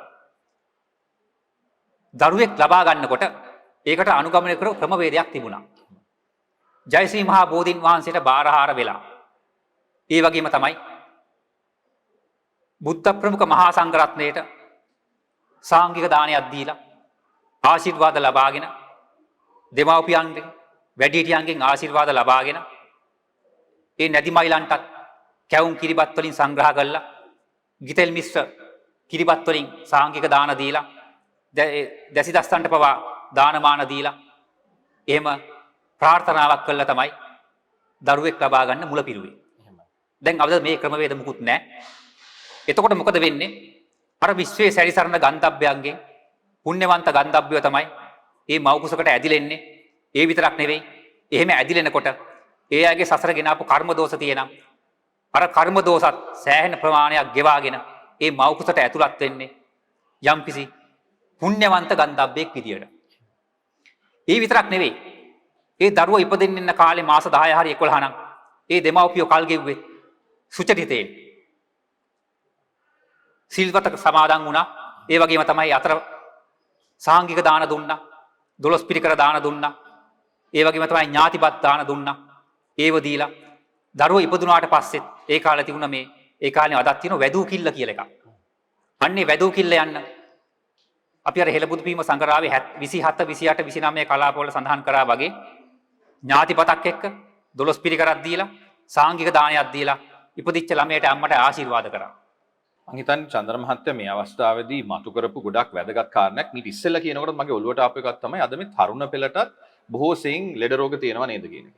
ඒ අරුණහම අර අපිට අමතක වෙච්ච එහෙම නැත්නම් ඥාන සංප්‍රයුක්ත බවින් මිදිච්ච මේ දරුවෙකු පිළිසිඳ ගන්න අවශ්‍ය කරන වට පරිසරය හදන්න නැතුව හොඳ දරුවෙක් පිළිසිඳ ගන්න. මොකද මග වඩලා මේ නිවන් දකින්න අවශ්‍ය වෙන්න නම් අර ඉන්න පිරිසට එන්න තැනකුත් තියෙන්න ඕන. එතකොට Tamanට මේ විදිහට Tamanට හොඳ දරුවෙක් ලබා ගන්න අවශ්‍ය නම් මේ විදිහ සකස් කරගන්න නැතුව බොහොම අර කාමෝකව එහෙම නැත්නම් අය නිකන් ඔහේ දරුවෝ හදන්නම් වාලේ දරුවෝ හැදුවාම ලැබෙන්නේ ඒ જાතිය දරුවෝ. එතකොට ඒ හරහා Tamanටත් බොහෝ සෙයින් ප්‍රශ්න වලට මුහුණ දෙන්නත් පුළුවන්. ඉතින් මම හිතනවා චන්ද්‍ර මහත්තයා මේ වෙලාවේ මතු කිරීම ගොඩක් වැදගත් වෙනවා. මේ අපේ අතින් ගිලිහී ගිය මේ පරණ ක්‍රමවේද නැවත එකතු කරගත්තොත් ඥාන සම්ප්‍රයුක්තව විශේෂයෙන් මේ කොටස් දෙකම අපිට කරගන්න පුළුවන් වෙයි නේද කියලා මම හිතනවා. ඔබතුමා ඒක මතක් කරපු එක ගොඩක් හොඳ දෙයක්. විශේෂයෙන් මේ අපේ ගොඩාක් අපිත් එක්ක සම්බන්ධ වෙන නිසා තරුණ පෙළ. මොකද අපේ අර පිරිස අතර ගත්තාම මේ බොහොම සමසමව තරුණ පිරිසත් ඒ වගේම මැදි වයස් ඒ ආදී වශයෙන් ඊට පස්සේ අවසාන වයස් වල ඉන්න පිරිස් වගේම ඉන්න නිසා. ඉතින් අපි චන්ද්‍ර මහත්තයා මෙතන තව විශේෂ මුකුත් කරුණු තියෙනවද අපිට මතක් කරන්න? මොකද මේ කාරණාව ටිකක් සමාජයේ කතාබහ වෙන කොටසක් නිසා. ඔය දැන් මම ඒ කාරණේ විශේෂයෙන් සඳහන් කරේ දැන් මේ උපදින හුඟක් ළමයින්ට තියෙන මේ මානසික විකෘතිතා විශේෂයෙන්ම ඔටිසම් කියන රෝගය. එහෙමයි. දැන් මේ රෝගෙ ඉන්න එක විශේෂ හේතුවක් තමයි මේ ළමයේ උපදිනකොට අපි ඒකට අවශ්‍ය ඒ සාසනික ප්‍රතිකර්ම අනුගමනය නොකිරීම. ඉතින් ළමයේ උපදින්නේ අර මහා කර්ම ගොන්නක් එළියට දාගෙන. ඒ එනේ ඒවට අන්තිමට වෛද්‍යවරුන්ටත් ප්‍රතිකාර නැහැ. ඒක ඇත්ත. මම හිතන්නේ ඔටිසම් වලදී ඔබතුමා මේ අපි මේ ගැන කතා කරන්න බලාපොරොත්තුෙන් හිටපු කොටසක් මේ ඔටිසම් දරුවන්ට තියෙන මේ ලෙඩ රෝගවල ඉතින් අපිට පිටින් බැලුවාම පේන ස්වභාවය තුලදී කාරණා දෙකක් තියෙනවා. මම හිතන්නේ අපි අත්දැකලා තියෙන එකකුත් තමයි සමහර අයට පිටින් ඒ තියෙන ස්වභාවයට වඩා ඇතුලේ ඒ අයට සමහරට හිතන්න කරන්නත් පුළුවන්. නමුත් ඒක ප්‍රකාශ කිරීමේ ස්වභාවයක් ගත්තම එක් මට්ටම් තියෙනවා. ඒකට හරියට හිර වෙලා වගේ ඉන්න ස්වභාවයක්. ඒ වගේම අපිට ඉදිරිපත් වෙලා තිබිච්ච යම් ප්‍රශ්න ඔස්සේ ආපු එකක් තමයි මේ සමහර දරුවන්ට අදුෂ්‍යමාන බලපෑම් ඔස්සේ මේ වෙන බෙහෙත් කරත් ඒ පැත්තෙන් ලොකු සුවයක් අරගන්න හෝ බැරි ස්වභාවයක් තියෙනවා මෙන්න මේ අදුෂ්‍යමාන බලපෑම් නිසා කියලා. එimhe විශේෂයෙන්ම ඕටිසම් කාරණය පිළිබඳව. ඔබතුමාට මොකක්ද එතන එකතු කරන්න පුළුවන් සාසනික පොදුවේ භාවිතා කරන්න පුළුවන් ක්‍රමවේද තියෙනවද? ඒ தත්ත්වය ටිකක් මගහැරව ගන්න. ඇත්තටම ගැටලුව හුඟක් අයට දැන් ඔටිසම් රෝගය ගත්තොත් විවිධාකාර මට්ටම් තියෙනවා. සමහර ඒ දරුවෝ ඉන්න ඔටිසම් රෝගේ බොහොම දරුණුයි. තමන්ගේ වැඩපළක් දෙමව්පියන්ටත් හරි කරදරයක් කරගන්න බැරි මට්ටමේ. එහෙමයි. ඒක මුලින් ඉඳන් ගත්තොත් එක එක මට්ටම් තියෙනවා. දැන් අභයාරාලංකාර හාමුදුරුවෝක ওই රෝගෙට ගිහි කාලේ ඉඳන් දීපු ශාසන ප්‍රතිකර්ම හිම කීපයක් තියෙනවා. දැන් සමහර දරුවෝ එහෙම පාලනය කරන්න බැරි මට්ටමට දඩබ්බරයි. ඉතින් ඒකට වෛද්‍යවරු දෙන්නේ ඔටිසම් කියලා. ඒ නිගමනය දෙන්නේ ওই රෝගී තත්ත්වයට. දැන් මේ වගේ අවස්ථාවකදී දැන් දරුවෙක් ඉපදුනාට පස්සේ කරන්න දෙයක් නැහැ. ඉපදිලා ඉවරයි. ඒ ඉපදින්න පෙර කරන්න තිබිච්ච ශාසන ප්‍රතිකර්මයි කරන්න බෑ. හැබැයි ඉපදුනාට පස්සේ විශේෂයෙන්ම උන්වහන්සේ මතු කරපු ක්‍රමවේදයක් තමයි මේ සර්වාංග රෝගවලට කායික වෙන්න පුළුවන් මානසික වෙන්න පුළුවන් ප්‍රබල ප්‍රතිකර්ම දෙකක් තමයි ඥාතිපතක් සමග 12 පිරිකර සහිත සාංගික දානය. ඒ වගේම පහන් 1500ක පූජාව. මේ ක්‍රමවේද දෙකම අපි සංකරාවේ සඳහන් කරලා තියෙනවා. 27 28 29 කලාප වලින් මේ ඥාතිපතයි සාංගික දානය ගැන සඳහන් කරලා තියෙනවා. 55 56 සංකරා වලින් ඔය පහන් පින්කම සඳහන් කරලා තියෙනවා. පහන් ප්‍රමාණය නැවත කිව්වොත් චන්ද්‍ර මහත්තයා පහන් සාමාන්‍යයෙන් 1000කට වඩා වැඩි වෙන්න ඕනේ. වැඩි වුණාට කමන්නේ අඩු නොවි. ඉතින් මම හිතනවා අනවශ්‍යයි මේ කාලය දිග්ගස්සන නිසා ඒක විස්තර කරන්න අවශ්‍ය නැහැ සංකරාව කියවන්න. හිසේ සිට දෙපතුල දක්වා මේ සියලු කර්ම වේග ගෙවා හන්න ක්‍රමවේදයක්. ඔය කියන ඔටිසම් දරුවන්ටත් ඉස්සෙල්ලම ඔක්කොටම ඉස්සෙල්ල ඒක කරගෙන ඉන්න සාංගික දානයක් දීලා දන්න කියන ස්වාමින් වහන්සේ කෙනෙක් ගෙන්නලා පැන් වඩලා පින්පෙත් දෙවලා තමන්ගේ අතින් අනන්ත සසරේදී අවඩක් අසාධාරණයක් වෙච්ච සත්ත්ව කොටසටත් ඒ වගේම උපකාර කළ නැවත ප්‍රතිඋපකාර කරන්න බැරි වෙච්ච සත්ත්ව කොටසටත් පින්පෙත් දෙවලා ඒකට මූලාරම්භය සපයනවා නම් ඒ කර්ම වේගය සෑහෙන්න කිවෙනවා. එතන චන්ද්‍ර මහත්තයා කෙටි ප්‍රශ්නයක්. දැන් ඔටිසම් දරුවෙකුට යම් අයට එළියෙන් එක එක විදිහට සංඥා දැක්කුවත් කියන අදහස තේරෙන අයත් ඉන්නවා. හැබැයි තේරෙන්න ඒ අදහස ගන්න බැරි මට්ටමට දැන් මොකද තේරුම් ගන්නත් බෑ එහෙම ගන්න පුළුවන්ද බැරිද කියලා සමහර අය. එතකොට දැන් දෙමව්පියෝ මුල් වෙලා මේ වගේ ඥාතිබතක් එහෙම නැත්නම් මේ පහන් පූජාව කරනකොට මේක ගලප ගන්න පුළුවන්ද? එතනත් චුට්ටක් සමහර අයට අපහැදිලක් වෙන්න තියෙනවා. මේ දරුවට මේක තේරෙනවද දන්නේ නැහැ නේද අපි කරාට මේක හරියයිද කියලා. එතනත් චුට්ටක් පැහැදිලි කරමු. එතනදී මෙහෙමයි. දැනගෙන කරන එක ඥාන සම්ප්‍රයුක්තයි ප්‍රතිඵල වැඩි. හැබැයි මේ බුද්ධ සංඥාවකට නොදැන හැරි කෙනෙක් අත ගැහුවයි කියන්නේ කවදා හරි මේ සසර ගමන කෙලවර කර ගන්න අඩිතාලම දැම්ම වෙනවා. දැන් ඒ කාලෙත් දන්නවා අපි ඔය පුංචි ළමයෙක් හිටිය 7 අවුරුද්දෙන් ඒ බුද්ධ කාලේ වෙච්ච දෙයක්. යක්ෂයෙකුට බිලි ගන්න තිවිච්ච ළමෙක්. එතකොට මේ භික්ෂුන් වහන්සේලා එකතු වෙලා පිරිත් නූල් ලැද ඒ ළමයට පිරිත් කිව්වට පස්සේ යක්ෂ බලවේගي දුර වෙලා ඒ ළමයට සුවපත් වෙන්න ලැබුණා. හැබැයි ඒ ළමයා දැනගෙන හිටියේ නෑ මේ පිරිතේ තියෙන බලය. එතකොට පිරිත් අහලා මේ මණ්ඩුක දිව්‍ය පුත්‍රයාත් එතකොට මැඩියෙක් වෙලා යද්බෙන් චුත වෙලා ගිහිල්ලා මණ්ඩුක දිව්‍ය පුත්‍රයෙක් වෙලා බණ ඇහුවා. ගම් පිටින් මුවෝ නැවත manussත් බව ලැබලා ඇවිල්ලා සෝවාන් වුණායි කියලා සඳහන් වෙනවා. එතකොට ඒතර තියෙන්නේ මෙහෙමයි මේ දහමේ තියෙනවා ශබ්ද රසය කියලා එකක් තියෙනවා අර්ථ රසය කියලා තව එකක් තියෙනවා. එතකොට අර්ථ රසය කෙනෙකුට නොතේරෙන්න පුළුවන්. හැබැයි ශබ්ද රසය කියන එක මේ කන්ට දැනෙන එකක්. ගන්නේ ශබ්ද රසයටයි පැහැදෙන්නේ. ගති හඬට හෝ තමන්ගේ හිත ගිහිල්ලා එතනදී මේ පැහැදීම තුලින් මේ කියන කාරණේ එහෙමනම් सिद्ध කරගන්න පුළුවන් කියන එක. මොකද මම හිතනවා ගොඩක් එතකොට දෙමාපියන්ට යම් කිසි විදිහකට සහනයක් ලැබෙන්න ඉඩ තියෙනවා. එහෙනම් අපි මේක කරොත් ප්‍රතිඵලදායක විය හැකි නේද කියලා. මම ඒකයි ඒක. මම ගොඩක් පින් මම හිතන්නේ ඒක පැහැදිලි කරලා දුන්නේ. අපි ඉදිරියට කියමු තනතර. ඒ වගේ තමයි රූප රසය. දැන් බුද්ධ ප්‍රතිමා වහන්සේ නමක් දැකලා කාටවත් රාගයක් ද්වේෂයක් මොහයක් හටගන්නේ නැහැ නේ. ඉතින් පුංචි ළමයට පවා බුදු කෙනෙක් කියන්නේ මේ වගේ කෙනෙක් කියලා හැඟීමක් නොතිබුණාට ඒ බුද්ධ ප්‍රතිමා වහන්සේ දැක්කම යම්කිසි ආකාරයක චිත්‍රයක් ලැබෙනවා. මොකද මේ ඔටිසම් රෝගියෙක් වුණත් ඒ බෞද්ධ ලෝක සම්මතය හරි පවුලකට දාව ඉපදිලා බෞද්ධ දෙයකට අංචු මාත්‍රයෙන් හරි අත ගහන්න අවස්ථාවක් ලැබෙන්නේ නැහැ. අනන්ත සසරේ ඒ බුද්ධ ශාසනය වලට සම්බන්ධලා කටයුතු නොකරපු කෙනෙකුට. මම හිතනවා චන්ද්‍ර මහත්තයා චූටි දෙයක් එකතු කරන්න ඕනේ ඔටිසම් පිළිබඳව තියෙන දැනුම ප්‍රමාණය මේ අපි කියන මේ බටහිර වෛද්‍ය ක්‍රමයේ වුණත් බොහොම අල්පයි. ඒ වරුණාම ඔටිසම් දරුවෙකුට යන්න පුළුවන් ඉස්කෝලයක් ඒ අයව බලා ගන්න ඒ වගේ තියෙන ඒවාත් ගත්තොත් බොහොම විරලයි. ඒ තුල මගේ පෞද්ගලික අත්දැකීමක් තමයි මම හිතන්නේ මේ වෙලාවේ චුට්ටක් එකතු කරලා ඔබතුමාට මේක බාර දෙන්න. මම ග්‍රේෂන් අවෝඩ් එකට ගිය වෙලාවේදී ඔටිසම් තියෙන දරුවෙක් පොතක් ලියලා තිබුණා. මට හිතා ගන්න බැරි වුණා මේ ඔටිසම් තියෙන දරුවෙක් කොහොමද පොතක් කරලා දෙන්නේ කියලා. එතකොට එයාට එළියෙන් සංඥා දැක්වීම බොහොම දුර්වල වුණාට සමහරලාට කිසිම තේරුම් ගන්න බැරි සංඥා තමයි අතපයනුත් සද්දෙනුත් කරන්නේ. නමුත් එයාගේ අදහස් ටික කියවුවාම අර පොත තුල තිබිච්ච හිතා ගන්න බෑ එහෙම හිතක් තමයි මේ කය තුල හිර වෙලා තියෙන්නේ. ඒ නිසා මම හිතන්නේ දෙමාපියන්ටත් පොඩ්ඩක් හිතන්න වෙයි මේ එළියෙන් සංඥා දැක්වීම දුර්වල වුණාට හෝ අපිට තේරුම් ගන්න බැරි වුණාට සමහර දරුවන්ට මනස වැඩ කරනවා සෑහෙන මට්ටමකට. ඒ නිසා මේ වගේ පින්කමක් කරනකොට ඒ කෙනාට සමහර විට ඒක තේරුම් අරගැනීම යම් ප්‍රමාණයකට හෝ පුළුවන්කමකුත් තියෙන්න පුළුවන්. මේ පිළිබඳව පොඩ්ඩක් එකතු කරන්න උත්සාහ කරේ. එහෙම දෙයක් අර බැලු බැලමට පේන්නේ බෑ වගේ මොකුත්. නමුත් අර එතන දුක පැත්තෙනුත් ගත්තහමත් තියෙන එක පැත්තක් ගත්තොත් අපි කියන පොදුවේ ගත්තත් හිර වෙලා ඉන්නේ අර කිසිම දෙයක් කියන්න බෑ. නමුත් හිත එක් මට්ටම වල වැඩ කරනවා. ඔන්නෝම ස්වභාවයකුත් මේ ඔටිසම් එක ඇතුලේ තියෙනවා. චන්ද්‍ර මහත්තයා. ඔය ඇත්තට ඒකටත් හේතු වෙන්නේ ඉතින් ඒ ගෙනාවු කර්ම වේගය තමයි. අනිත් එක තමයි ඔකේ නොපෙනෙන පැත්තක ක්‍රියාත්මක වෙනවා. තමන්ග සසර ගනුදෙනු කාරෝ ඉන්නවනම් ඒ අය අපිට නොපෙනෙන විදියට මෙහෙවනවා. අපි දන්න සමහර දරුවන්ට කතා කරගන්න බෑ. නිකන් ගොළු ගල්ලා වගේ තියෙන්නේ. මොකද ඒ බලවත් කර්ම වේගات එක්ක උපදින දරුවෝ ඉන්නවා. අපිට පේන්නේ නැති උනාට ඒ වෛද්‍යවරුන්ට පේන්නේ නැහැ. උපකරණ වලට අහු වෙන්නේ නැහැ. හැබැයි මේ සියුම් කායෙන් අපි ඇස්ට්‍රල් බොඩි කියලා හඳුන්වන ඒ කර්මජ කය හරහා ඒ අමනුෂ්‍යව සම්බන්ධ වෙලා ඉන්නවා. ඒ අයගේ සසර ගනුදෙනු පියවෙන්නේ නැත්නම් ඒ අයින් වෙලා යන්නේ නැහැ.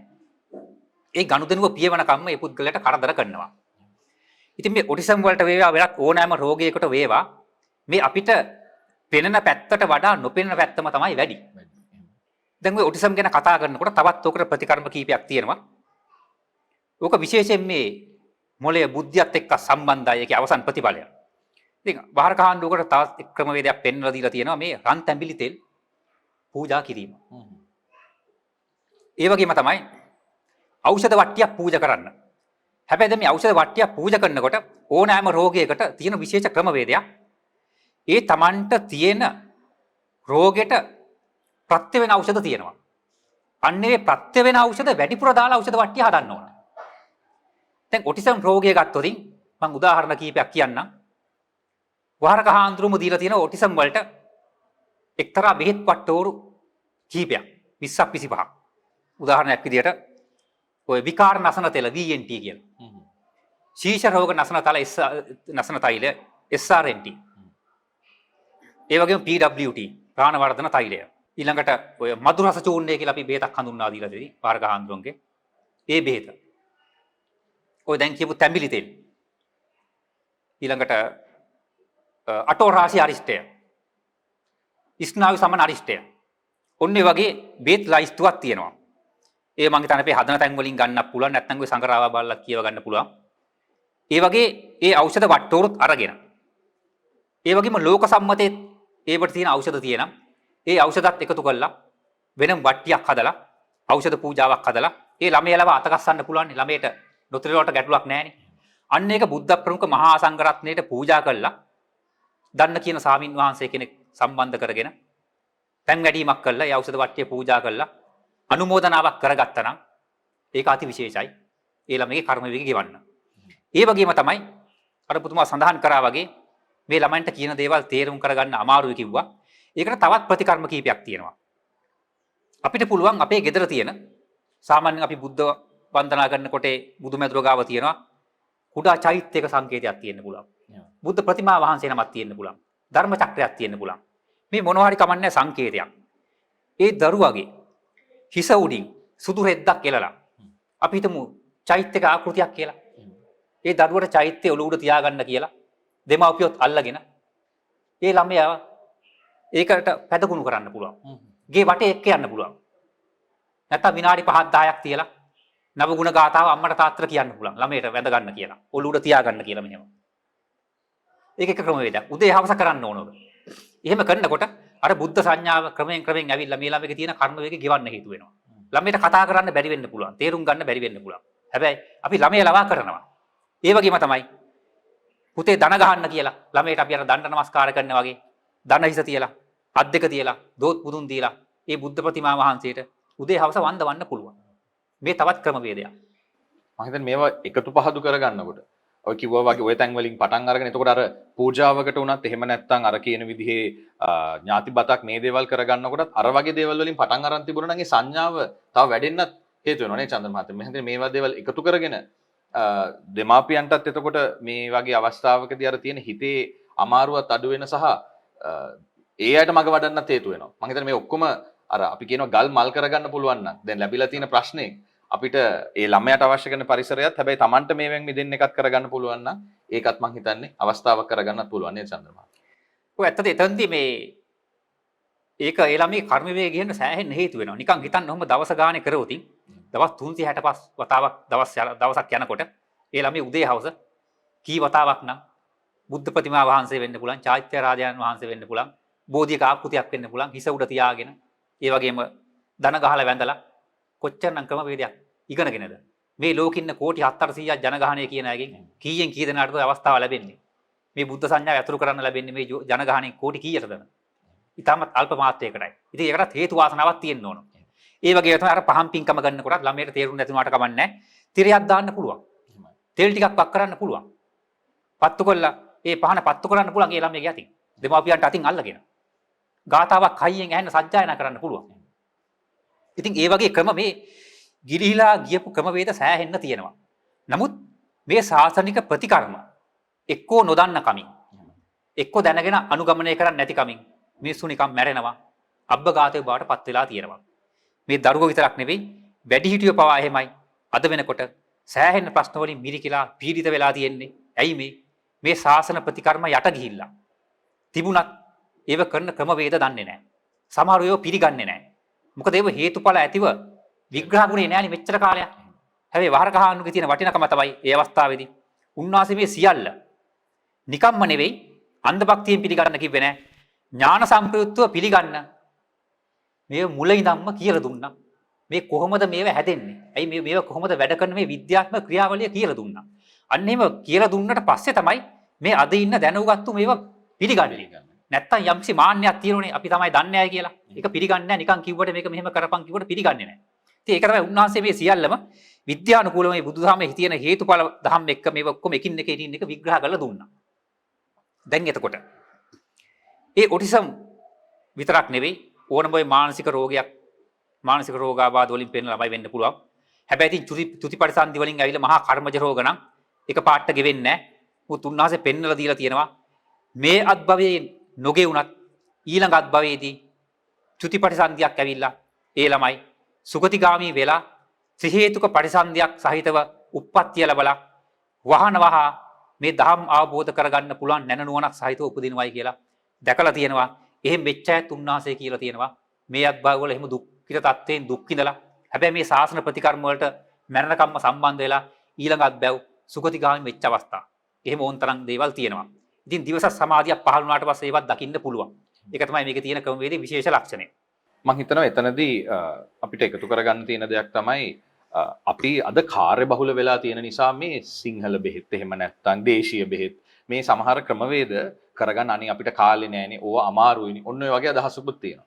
මම හිතන්නේ ලොකු හාමුදුරුවෝ අපිට දුන්න මේ නැවත මතු කරලා දුන්න ක්‍රමවේදත් උන්වහන්සේ ඒවා ඥාන සම්ප්‍රයුක්ත කිරීමත් ඔස්සේ බණ දහමත් අහගෙන ගියොත් මේ කට්ටියට තියෙන අපි අර කතා කරන බොහොම ලෝකේ රමණය කරන දඟලන්න තියෙන ස්වභාවය අඩුවීමත් එක්ක ඕකට අවශ්‍ය කරන කාලයත් අවබෝධය තුලින් මේක ගැළපෙනවා නේද කියන හේතුඵල දකින්න පුළුවන් වීම තුලිනුත් මම හිතන්නේ අපි විරසට ආරාධනා කරන්න පුළුවන් මේ ක්‍රමවේද අත්හදා බලන්න. පුංචි තැනකින් හරි පටන් ගන්න.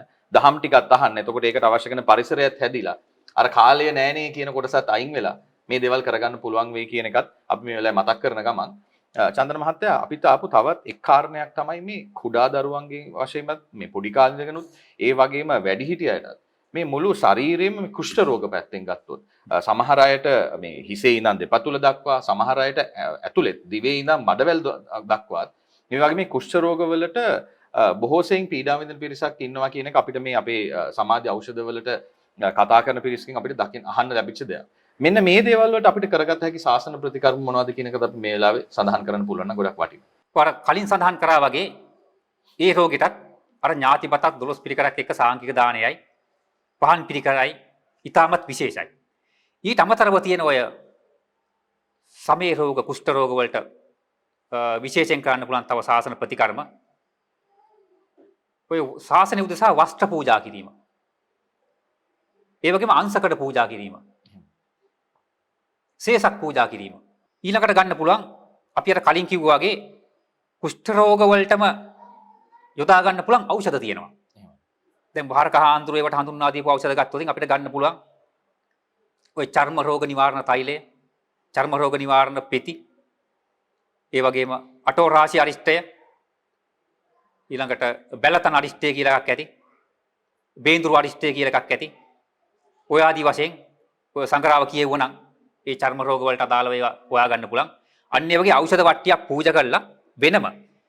ඒ කියන්නේ මේ කුෂ්ඨ රෝග වලට චර්ම රෝග වලට අදාළ ඖෂධ විතරක් එකතු කරලා වැඩිපුර එකතු කරලා ఔෂධ වට්ටියක් හදනවා. ඒ ඖෂධ වට්ටිය අර බුද්ධ ප්‍රමුඛ මහා සංඝයාට පූජා කරලා අර වගේම පෑන් අනුමෝදනාවක් කරගන්න. ඊට අමතරව උකට තවත් විශේෂ සාසන කර්මයක් තියෙනවා. ඒ තමයි ඔය චර්ම රෝග වලින් පෙළෙන රෝගීන් මේ සමාජයේ තව ඉන්නවනේ. විශේෂයෙන් ඒ වගේ රෝග තියෙන ඔය සිල්වත් ගුණවන්ත භික්ෂුන් වහන්සේලා ඉන්න පුළුවන්. ආරණ්‍ය වාසී හරි විහාර වාසී හරි. ඒ කුෂ්ඨ රෝග වලින් පෙළෙන. ඒ වගේ භික්ෂුන් වහන්සේලා වෙන්න පුළුවන්. සිල් මෑණිවරු වෙන්න පුළුවන්. නැත්නම් වැඩිහිටි ඇත්තෝ වෙන්න පුළුවන්. එයාට අපුපස්ථාන කරන්න. අපුපස්ථාන කරනවා කිව්වම ඒ අය සෝදා පවිත්‍ර කළ නාවලා ඒ වගේම ඒ රෝග වලට අදාළ බෙහෙත් සපයලව ගල්වලා ඒ කිරීම විශේෂ ක්‍රමවේදයක්. ඒ වගේම තමයි ලංකාවේ මේ විද්දී යම් යම් රෝහල් වල වාට්ටු වෙන් කරලා තියෙන ওই චර්ම රෝග වලට විශේෂයෙන්ම. එහෙමයි. ඉතින් ඒ වගේ රෝහලකේ දන්න අය ඒ වෛද්‍යවරු හරි ඒ නිලධාරීන් හරහා අවස්ථාවක් ඉල්ලගෙන ඒ වගේ රෝග වලින් පෙළෙන රෝගීන්ට මේ ඖෂධ ලබා දෙන්න නැත්නම් බේත් ටිකක් ගන්න අපුපස්ථාන කරගන්න මොනවා හරි දානම්මානයක් දෙන්න අන්න ඒ වගේ අපුපස්ථාන කරන්න ඒ චර්ම රෝග වලින් පෙළෙන රෝගීන්ට විශේෂයෙන්ම. එතනදී මම අර කිව්වා වගේ මේ ಗುಣ වඩන භික්ෂූන්ට සිල් මෑණිවරුන්ට නම් විශේෂයි. ඉතින් එහෙම අය හොයාගන්න බැරි නම් බැරි කමක් නැහැ. ඒ අයටත් පොදුවේ අර සාමාන්‍ය රෝගීන්ටත් අපුපස්ථාන කිරීම ඒ කර්ම වේගේ ඊටා ඉක්මනින්ම ගෙවා ගන්න විශේෂ ක්‍රමවේදයක් තමයි මේ හඳුන්වා දීලා තියෙන්නේ. ඒ වගේම අර කියපු ඖෂධ වට්ටියට එළඟි තෙල්, තල තෙල්, තැඹිලි තෙල් වගේ එකතු කරන්න පුළුවන් නම් තවත් විශේෂයි. ඒ බුද්ධ ප්‍රමුඛ මහා සංඝයාට පූජා කරන ඖෂධ වට්ටිය. ඒතකොට මේ තියෙන කියපු ඒ බෙහෙත් වර්ග භාවිතා කරන ගමන් සාසනික ප්‍රතිකාරයක් කරගන්නවා නම් ඒකේ ශක්තිය වැඩි කරගන්න පුළුවන් කියන එක මම හිතා අපි මතක් කරන ගමන් තව එක් කාරණයක් මේ ඔස්සේම අහන්න හිතුණා චන්දන මහත්මයා. එකක් අපි ගත්තොත් මේ විශේෂයෙන්ම අපේ මේ පන්සල් එක්ක නිතර අප උපස්ථාන කරන්න මේ තියෙනා වූ මේ පින්පෙත් කටයුතු වලට ගොඩාක් අපේ කාන්තා පිරිස සම්බන්ධ වෙනවා. ඒ ඇයට තියෙන විශේෂ අමාරුවකුත් තමයි මේ කොන්ද අමාරුව. බොහෝ භෞතික හේතුන් නිසා දරුවෝ වදලා ඒ ආදී වශයෙන් ගොඩක් කැපකිරීම කරලා ගෙදර දොරේ කටයුතු මේ වගේ දේවල් වලට ඇරුණාම යම් වෙනත් හේතු තියෙන්න පුළුවන් මේ විශේෂයෙන් මේ කොන්ද අමාරු, කකුල් අමාරු වගේ දේවල් මේ ගොඩක් තියෙන එක. මේ පැත්තට අපිට පුළුවන් නම් මම හිතනවා මොකද පොදුවේ බහුලව තියෙන ප්‍රශ්නයක් නිසා මම හිතුවා මේකත් යොමු කරන්න කියලා. අපිට යම්කිසි විශේෂ තියෙනවා නම් පාවිච්චි කරන්න පුළුවන් ඖෂධ වගේම අපි අර කතා කරගෙන ආව මාතෘකාව ඔස්සේ ශාසනික ප්‍රතිකාර කියන පැත්තත් අපිට පුළුවන් සඳහන් කරන්න පුළුවන් නම් මම හිතනවා ගොඩක් අයට ඒක මේ උදව් වෙයි කියලා. ඔව් කොන්දේ අමාරු ඉතින් ඒවටත් අර මුල්ම ශාසනික ප්‍රතිකර්ම පොදු එක කළා. ඒකට ඉතින් තියෙනවා සැරේ යටි පූජා කරන්න පුළුවන්. ඒ වගේම රෝද පුටුවක්. නැති බැරයට හැරමිට්ටක්. දැන් හැරමිටි කියන එක ඒවා තියෙනවා. ඉතින් හැරමිටියක් අරගෙන අපිට පුළුවන් හැරමිටි එකක් නෙවෙයි කීපයක්ම අරගෙන ගිලන් වෙච්ච භික්ෂුන් වහන්සේ නමකට පූජා කරන්න පුළුවන්. එහෙමයි. ශාසනය මුල් කරගෙන කරලා. ඉතින් 12 පිරිකට කොහොමත් හැරමිටි එනවා. එහෙමයි. ඊට අමතරව ඔය ගමේ ගොඩේ ඉන්න වැඩිහිටිය අය වෙච්ච වෙන්න පුළුවන්. Tamanට උගන්වපු ගුරුවරුකම් දීච්ච මොනවා අද වෙනකොට වයෝවෘද්ධ වෙලා. ඉතින් ඒ අයට ඒ වගේම තමයි අබ්බගාතින්න කෙනෙකුට රෝද පුටුවක් අරන් දෙන්න පුළුවන් නම් එහෙම අරන් දීලා නිකන් ඉන්න එපා. ඒක දෙන ගමන් අර අපි කලින් සඳහන් කරා වගේ අදිෂ්ඨානයක් ඇති වේ පරිත්‍යාගය කරන්න. යම්සි ප්‍රාර්ථනාවක් එක්ක. ඒ කියන්නේ මේ අසරණ මිනිස්සයට මේ හැරමිටිය වෙන්න පුළුවන්. මේ රෝද පුටුව වෙන්න පුළුවන්. මේක පාවිච්චි කළා. තවදුරටත් නොවැටි මේ ජීවිතේ පවත්වාගෙන මේ ශාසනයට සම්බන්ධලා අතහිත දීලා කවදා හරි මේ සසරින් ගොඩ යන්න ඊතර වෙන්න හේතු වාසනා ලැබේවා කියලා වචනෙන් ප්‍රකාශ කරන්න පුළුවන් නම් වඩා හොඳයි. එහෙම බැරි නම් ඉතින් හරි ප්‍රාර්ථනා කළා ඒ අදිෂ්ඨානය කළා කරන්න. ඒ වගේම තමයි ශාසනය නම් ඉතින් මේ භික්ෂුන් වහන්සේලා මුල් කළා ඒ වගේ දේවල් පූජා කරලා විශේෂයෙන් අනුමೋದනාවක් කරගන්න. මම හිතන්නේ අදිෂ්ඨානය කිව්ව කාරණාව පිළිබඳව චන්ද්‍ර මහත්තයා අපිට තව පොඩ්ඩක් විග්‍රහ කරලා දෙනවා නම් හොඳයි කියලා හිතෙනවා. මොකද අපිට ලෙඩක් තියෙන වෙලාවට, ගැටලුවක් තියෙන වෙලාවට අනේ මේක නැති වේවා, මේක සනීප වෙත්වා කියන එක තමයි කෙනෙකුට සමහරලාට මේ බොහොම નિરાයාසයෙන් මතුවෙන්න පුළුවන්. හැබැයි එහෙම අදහසක් තියාගෙන ඔය පූජාව හෝ ඔය වගේ දෙයක් කළොත් ඒක නොගැලපෙනවා නේද ඔය කිව්ව විදිහට. ඒ නිසා එතනත් අපි චුට්ටක් තව පැහැදිලි කළ දෙමු. මොකද අපිට નિરાයාසයෙන් සිද්ධ වෙන්න පුළුවන් දෙයක් නිසා. ඔය එතන තමයි Tamanට තියෙන රෝගය සුවපත් වෙන්න ඒ අදහසින් පූජා කරන්න එපා. එතකොට අර සසර ගනුදෙනු පියවන එකක් නෙවෙයි වෙන්නේ. ඒ වගේම තමයි උපකාරට කුතෝපකාර නොකිරීමේ ඒ ගනුදෙනු පියවන එකක් නෙවෙයි. Tamanගේ මූලික පරමාර්ථය වෙන්නේ Tamanගේ රෝගය සනීප කර ගැනීම මමත්වයක් එතන ගොඩ නැගෙනවා. එම නිසා ඒ ප්‍රාර්ථනාවෙන් කරන්න එපා. තමන්ගේ අතින් අවඩක් අසාධාරණයක් වෙච්ච සත්ත්ව පිරිසටත් උපකාරට කුතෝපකාර කරන්න බැරි වෙච්ච සත්ත්ව පිරිසටත් ඒ යුතුයකම් ඉටු කිරීම වශයෙන් මේක කරනවායි කියන හැඟීම තියාගෙන කරන්න ඕනේ. එතකොට ඉබේම තමන්ගේ කර්ම වේගයක් ගෙවන්න හේතු වෙනවා. හැබැයි තමන්ගේ කර්ම වේගය විතරක් ගෙවාගෙන මේ ලෙඩ සනීප කරගැනීමේ අරමුණෙන් කරන්න එපා ඒක. එතකොට ඒක බාල වෙනවා. ඒ ශාසන ප්‍රතිකර්මය. දැන් එතෙන්දී අපි වචනින් කියනකොට වටිනකමක් තියෙනවා. මේ සිතුවිලි වලට අමතරව මේ වචන වලින් නැගෙන ශබ්ද සත්‍ය මේ විශ්වයට යනවා විහිදිලා යනවා. ඒ වගේම තමයි ඒ තමන්ගේ අතින් අවඩක් අසාධාරණයක් වෙච්ච සත්ත්ව පිරිසට ඒවා ඇහෙනවා গুপ্ত ලෝකේ ඉන්න සත්ත්ව පිරිසට. එයාගේ ආශිර්වාදයක් නිතනින්ම හිමි වෙනවා. ඒ වගේම තමයි මේ දේවතා රක්කන්ත කියලා එකක් තියෙනවා. ඒ කියන්නේ බෞද්ධත්වයක් තුල කටයුතු කරන අයට විශේෂයෙන්ම දේවතා රක්කන්ත කියන කාරණේ ක්‍රියාත්මක වෙනවායි කියලා බුද්ධ දේශනාවේ තියෙනවා විශේෂයෙන්ම. එහෙනම් අපි මේ ಗುಣධර්ම තුල කටයුතු කරගෙන යනකොට අර දෙව් බමුණුගේ පවා ආශිර්වාදය ලැබිලා ඒ කර්ම වේග ගෙවාගෙන ලෙඩ රෝග සුවපත් කරගන්න විශේෂ ආශිර්වාදයක් ලැබෙනවා. මේ ක්‍රමවේද එදා හිටපු පැරැන්නෝ දැනගෙන හිටියා. එසේ දැනගෙන ඉඳලා තමයි ඒ අය ලෙඩකට බේතක් කරන්න ඉස්සෙල්ලා ඔක්කොටම ඉස්සෙල්ලා කරේ බුද්ධ ශාසනය මුල් කළා ශාසන ප්‍රතිකර්ම කිරීම. දැන් මෙතනදී තවත් වැදගත් කාරණයක් මම කියන්නම්. අපේ අත්දැකීමකුත් තියෙනවා. සෑහෙන්න තියෙන අත්දැකීම් ඒ වගේම බාහිර කහඬු මතු කරපු ක්‍රමවේදයක්. අද අපි මේ හදිස්සියේ රෝගීන් රෝහල් වලට ඇතුළත් කරන්න ඕනේ මේ හදිසි සැත්කම් වලට. එහෙමයි. බොහෝ කොට මේ හදවත් සැත්කම් වලට. මෙන්න මේ වගේ විශේෂයෙන්ම ඔය සැත්කමකට වගේ වාජනය කරන්න ඉස්සෙල්ලා අනිවාර්යයෙන්ම අර කියපු ඥාතිබතක් ඒ වගේම 12 පිරිකර සහිත සාංගික දානයක් දීලා පැන් වඩලා අනුමෝදනාවක් නොකර කවදාවත් ඔය සිහි නැති කරන සත්කමකට වාජන වෙන්න එපා. චන්දන මහත්තයා එතකොට දැන් අපේ පිරිස්වල මේ දැන් අවබෝධය තියෙන නිසා ඥාතිවතක් දීලා තිබුණ වෙන්න පුළුවන් මීට පෙර. එතකොට දැන් සත්කමකුත් මාස කීපයකට අවුරුදු කීපයකට පස්සේ මේ වගේ වාජනය වෙන්න වෙනවා. එතකොටත් මේ වගේ ඥාතිවතක් නැවත දී යුතුද නැත්නම් අන්න එතනත් පොඩ්ඩක් පැහැදිලි. මොකද සමහර ගොඩාක් අපේ මේ ඉන්න පිරිස් මෙහෙම කරලා තියෙන්න පුළුවන් මේ වහලා කරලා දෙන්න තියෙන. ඒ වගේ තැනකදී කොහොමද ක්‍රියාත්මක වෙන්නේ? එතනදී මෙහෙමයි. මේ ඕනම දෙයක් මේ ශාසනයේ මුල් කරන පින්කම් වැඩි උණයි කියලා පාඩු නැහැ. දැන් අපි ඕනම එකක් නෙවෙයි දෙකක් නෙවෙයි තුනක් දුන්නම් තමයි සාර්ථක වෙන්නේ. අපි ඕනම තැනක තියෙනවා අපි සාදුකාරයක් වුණත් තුන් වතාවක් දෙන්න කියනවා නමස්කාරය තුන් වතාවක් කියන්න කියනවා. අපි කෙනෙකුට උනත් යමක් අඬ ගහලා එකපාරක් අඬ ගහලා නෑ වුණයි කියලා ඒක අතාර දාන්නේ මනුස්සය දෙතුන් වතාවක්ම කියනවා.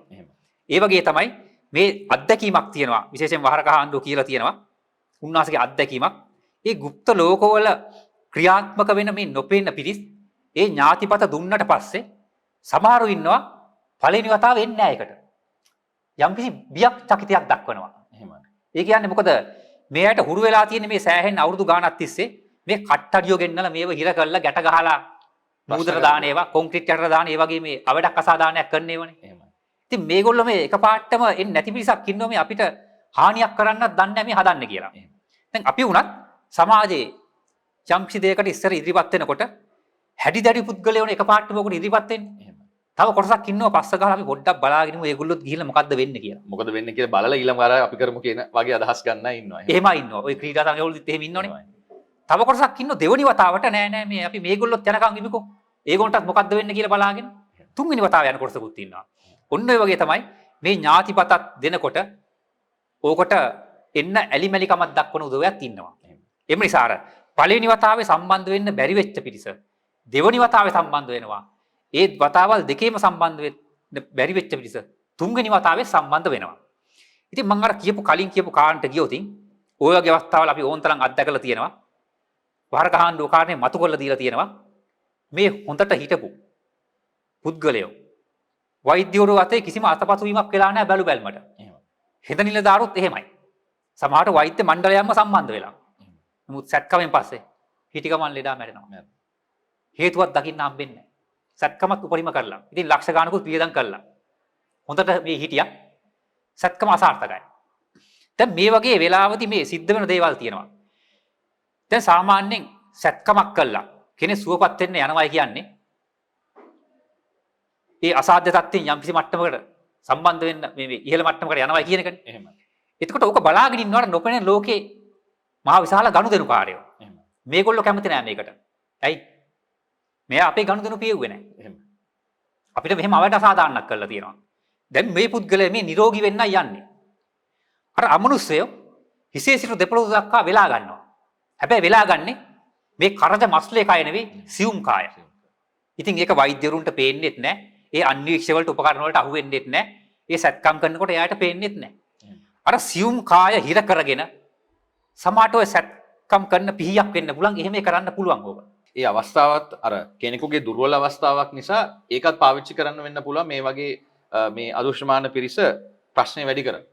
පැහැදිලි. එහෙම වෙච්ච අවස්ථා වහර ගහන්න අත්දැකලා තියෙනවා. මොකද මේ අපි හිතමු දැන් කිරණමය කයේ කිරණමය හදවත අඩපණ කරොත් දෙවණියට තමයි මස්ලේ කය අඩපණ වෙන්නේ. හදවත. දැන් වෛද්‍යවරු දන්නේ අපි හිතමු බයිපාස් සැත්කමක් කියලා. ඒ අය දන්නේ ක්‍රමවේදය අනුව භෞතිකව ඒ උපකරණ වලට අහු වෙන ප්‍රමාණයෙන් මස්ලේ ඇහැට අහු වෙන ප්‍රමාණයෙන් ඒගොල්ලෝ උපරිම මේ සැත්කම කරනවා. හැබැයි අර ගනුදෙනු පිය වෙලා නැත්නම් සාසන ප්‍රතිකර්ම කළා නැත්නම් අර මෙයාගේ පිටිපස්සේ ඉන්න අමනුෂ්‍යය මොකද කරන්නේ? මේ මස්ලේ කයේ හදවත නෙවෙයි මේ කිරණමය සූක්ෂම කයේ ඇස්ට්‍රල් බොඩි කියලා කියන ඒ සූක්ෂම කයේ හදවත තමයි අඩපණ කරන්නේ. සමහරට ඒක නොපෙනෙන ලෝකේ ඒගොල්ලෝගේ අතර පිහිනවම ඇවිලා ඒ වෙලාවට කර්මජව. ඒ පිහියකින් අනින්න පුළුවන්. ඇන්න හැටියේ අර කිරණමය කයේ හදවත අඩපණ වෙච්ච හැටියෙම ඕකත් එක්ක ඒකාබද්ධ වෙලා තියෙන මේ මස්ලේ කයේ හදවත ඒක අඩපණ වෙනවා. හැබැයි අපිට පේන්නේ කොහොමද අඩපණ වුනේ කියලා. එහෙම වෙලා මැරිච් ඒවා තියෙනවා. ඒකයි කියන්නේ මේ වගේ දරුණු රෝග වලට බේත් ගන්න ඉස්සෙල්ලා විශේෂයෙන් ওই සිහි නැති කළා ඒ කරන සැත්කම් වලට ඉස්සෙල්ලා අනිවාර්යයෙන්ම ඒ කර්මයේ වේගය ගෙවා ගන්න මේ වගේ බුද්ධ ප්‍රමුඛ මහා සංඝරත්නයට දානයක් දීලා ඒ වගේම තමන්ගේ අතින් අවඩක් අසාධාරණ වෙච්ච අයට වෙනම ඥාතිපතක් දීලා 12 පිරිකරක් දීලා පැන් වඩලා අනුමෝදන් කරලා යන්න. එහෙම වුණාට පස්සේ අර කර්ම වේග කුඟා ගෙවිලා තියෙන නිසා අර අමනුෂ්‍ය හුඟක් අයින් වෙනවා. ඒ අය වෛද්‍යවරුන්ට බාධා කරන්නේ නැහැ. අනේ මේ පුද්ගලයා මොන වුණත් අපිට සාධාරණයක් ඉෂ්ට කළා තමයි අද මේ සැත්කමට භාජන වෙන්නේ. ඒ අයගේ ආශිර්වාදය හම්බ වෙනවා. සමහර වෙලාවට ඒගොල්ලෝ අයින් වෙලා දේවත් බව වලටපත් වෙන්න පුළුවන්. අර පැන් වැඩිවීමට වෙලා අනුමෝදනට ඒගොල්ලෝ ආශිර්වාදයක් අර සැත්කමට ලැබෙන්න පුළුවන්. ඉතින් මේ නොදන්න පැති කඩක් අද හුඟක් අපි දන්න ඔහම හුඟක් සැත්කම් වලට භාජන වෙන්න සමහර සැත්කමට භාජන වෙන අතරතුරේදී හුඟක් රෝගී මිය යනවා. සමහරට සැත්කම කළා වාට්ටුවට දැම්මට පස්සේ මිය යනවා. දැන් මම එහෙම දන්න ඊ එකක් වාර්තා වුණා. අපි දන්න කියන කෙනෙක්. ඉතින් ඒ වෛද්‍යරුන්ටත් හිතා ගන්න බෑ කොහොමද මේ පුද්ගලයා මිය ගියේ කියලා. සත්කම සාර්ථකයි බලාපොරොත්තු වෙන හොඳ ප්‍රතිඵලයක්. නමුත් අවසානයේදී බලාපොරොත්තු නොවෙච්ච විදිහට මිය පරලොව ගියා. ඉතින් හොයලා බලාගෙන යද්දි ඉතින් එහෙම ඥාති වතක් සාංගික දානයක් 12 පිරිකරක් එක්ක එහෙම දෙන්න අවස්ථාවක් එහෙම ලැබිලත් නැහැ. ඉතින් ඒකයි කියන්නේ මේ පහන් පින්කමක් හරි කවන්නේ මේ සාසන ප්‍රතිකර්ම පුළුවන් තරම් කරන්න. නිකන් ඉන්න එපා. දවස ගානේ කරන්න. අඩු ගානේ දවසකට එකක් හරි කරන්න. මම හිතන්නේ ඒ කිව්වහම මට මතක් වෙච්ච දේ තමයි චන්දන මහත්මයා මේ කියන ටික අහන්නත් ලැබීම කොයිතරම් විරලද කියලා. මෙච්චර ප්‍රමාණ ලංකාවේ මිලියන 21ක් 22ක විතර ජනතාවක් ඉන්නවා. ලෝකයේ මෙච්චර බිලියන 8ක් 9ක් ඉන්නවා. හැබැයි මේ වගේ heart attack එහෙම නැත්නම් මේ ප්‍රතිකර්ම වලට මුණ දෙන්න වෙන පිරිස අතිශය වැඩි. එතකොට මේකට කරගත යුතු දේ අහන්න හම්බ වෙන පිරිසක් කොයිතරම් අතලොස්සක්ද කියන එක මට මේ වෙලාවේ මතක් වුණා. මම හිතන්නේ ඒ නිසා අහන් ඉන්න අපි සියලු පින්වතුන්ට මතක් කරනවා. මේ අපි සියලු දෙනාට කරගත්ත පින් කුසල් තියෙන නිසා තමයි මේ ටික අහන්න කන වැකෙන්න හෝ Tamanට අවස්ථාව සැලසෙලා තියෙන්නේ. ඒ නිසා මේ දේවල් පාවිච්චි කළා මේ මග වඩාගෙන මේකෙන් මිදෙන්න අවශ්‍ය කරන වට පරිසරය හදාගන්න මේ ටික පාවිච්චි කරන්න කියලා මතක් කරන ගමන් චන්ද්‍ර මහත්තයාට එතනදී අපි තව එකතු කරන්න මම හිතන්නේ එක දෙයක්වත් මට මතක් වුණා චන්ද්‍ර මහත්තයා ඔබතුමාම লীලා තිබිච්ච ලිපියක් කියවනකොට වහරක අපේ ලොකු හාමුදුරුවෝ මේ පැත්තේ ඇඳේ ඉන්නේ නැති එහා පැත්තේ ඇඳේ ඉන්න ලෙඩෙක්ගේ ওই විදිහට මේ අමනුෂ්‍ය හිර කරගෙන ඉන්න අවස්ථාවකදී උන්වහන්සේ බැලුවයි කියලා මේ කරපු පිනක් මොකද්ද තියෙන්නේ මේ පාවිච්චි කරන් මේකෙන් මේ කට්ටියට අර පිනක් අනුමෝදනා කරලා එහෙම දැන් ඒ වගේ උත්තරමයක එහා පැත්තේ ඉන්නත් වාසනාව ලැබුණා. නමුත් මට මතක විදිහට තිබුණේ මල් කිහිපයක් පූජා කරගත් එකක් විතරයි රුවන්වැලි මහසෑය. එතනදිත් මට මතක් වෙච්ච දේ තමයි මේ කෙනෙකුට එහෙම පිනක් විතරයි ඒ කියන්නේ හරියට කරගත් එකකට තිබුණේ උන්වහන්සේට එහෙම උත්තරමයක එහා පැත්තේ ඉඳලා මේ ටික කරලා දෙන්න. ඉතින් ඒ නිසා පින් කුසල් නිතර නිතර කරගන්න එක අර බුදුහාමුදුරුවෝ කිව්වා වගේ අපි අනිවාර්යෙන් කළ යුතුමයි. මග වඩන ගමන් ඒ දේවල් කරගන්න කියන එක මම හිතන්නේ මේ වෙලාවේදී මට මතක් වුණා ඔබතුමාගෙම ඒ ලියපු ලිපියක් නිසා චන්ද්‍ර මහත්තයා. ඔව් ඒකයි කියන්නේ මේ පුළුවන් තරම් මේ පින් කුසල් දම් කරගෙන ඉන්න කියලා. මොකද මේ රෝග වලට මේ ප්‍රතිකර්ම ගෙවා ගන්න තියෙන විශේෂ ඒ කියන්නේ ඊටා ඉක්මනින් ගෙවා ගන්න තියෙන ක්‍රමවේදය තමයි බුද්ධ ශාසනයක් මුල් කරන ශාසනික ප්‍රතිකර්ම. එහෙම. දැන් අර වගේ වෙලාවකදී ඒ පුද්ගලයා කරපු පිනක් දහමක් නැත්නම් ඉතින් අනුමෝදන් කරන්නත් දෙයක් නැහැ. මොකෙන්ද අනුමෝදන් කරන්නේ? ඉතින් ඒ අවස්ථාවේ උන්වහන්සේක සමාධියෙන් දැක්කහන්ද හොඳයි. දැන් ඔය වගේ තමයි අදත් මේ ලංකාවේ රෝහල් ගත්තොත් දැන් මේ වෙද්දි සැත්කම් කීයක් නම් වෙනවද අපි මේ කතා කරන මොහොතේ. මේ මොහොත. හැබැයි අපි මේ කියන මේ දුර්ලභ ගණයේ ශාසන ප්‍රතිකර්ම කරගන්න අවස්ථාව ලැබෙලා තියෙන්නේ කීයෙන් කී දෙනාටද? අපි දැන් මේ අන්‍යාගමික කියලා හඳුන්වන අයට මේ ක්‍රමවේද කොහොමත් නැහැ කොහොමද? හැබැයි බෞද්ධයෝ දැන් නන්නත්තර වෙලා භෞතිකවාදීත්වයට තල්ලු වෙලා ගිහිල්ලා මේ ශාසන ප්‍රතිකර්ම යට ගිහිල්ලා ඉතින් එහෙම හේතු වාසනාවක් තියෙන කෙනෙකුට තමයි ඒ වගේ ශාසන ප්‍රතිකර්මයක් කරන්න අවස්ථාව ලැබෙන්නේ. මම ඒක තව පොඩ්ඩක් පැහැදිලි කරන්නම්. මේ ශාසන ප්‍රතිකර්මයක් විතරක් නෙවෙයි මේ මතු කරපු බේතක් අරගන්න හිත දෙන්නේ. එහෙම ගත්තට පස්සේ සුවපත් වෙන්නත් හේතු තියෙන්න ඕන. දැන් උදාහරණයක් විදිහට අපි හිතමුකෝ කෙනෙකුට යම්කිසි කර්ම වේගයක් මුල් වෙලා ලෙඩක් එනවා. අපි හිතමු පෙර සත්ත්ව ඝාතනයක් කළා. දැන් ඉස්සර මිනිස්සුયો දඩයම් කරා. මස් වලට සත්තු මැරුවා. ඉස්සර මිනිස්සෙ සතෙක් මරනකොට ක්‍රම වේදයක් තිබුණා. එහෙම.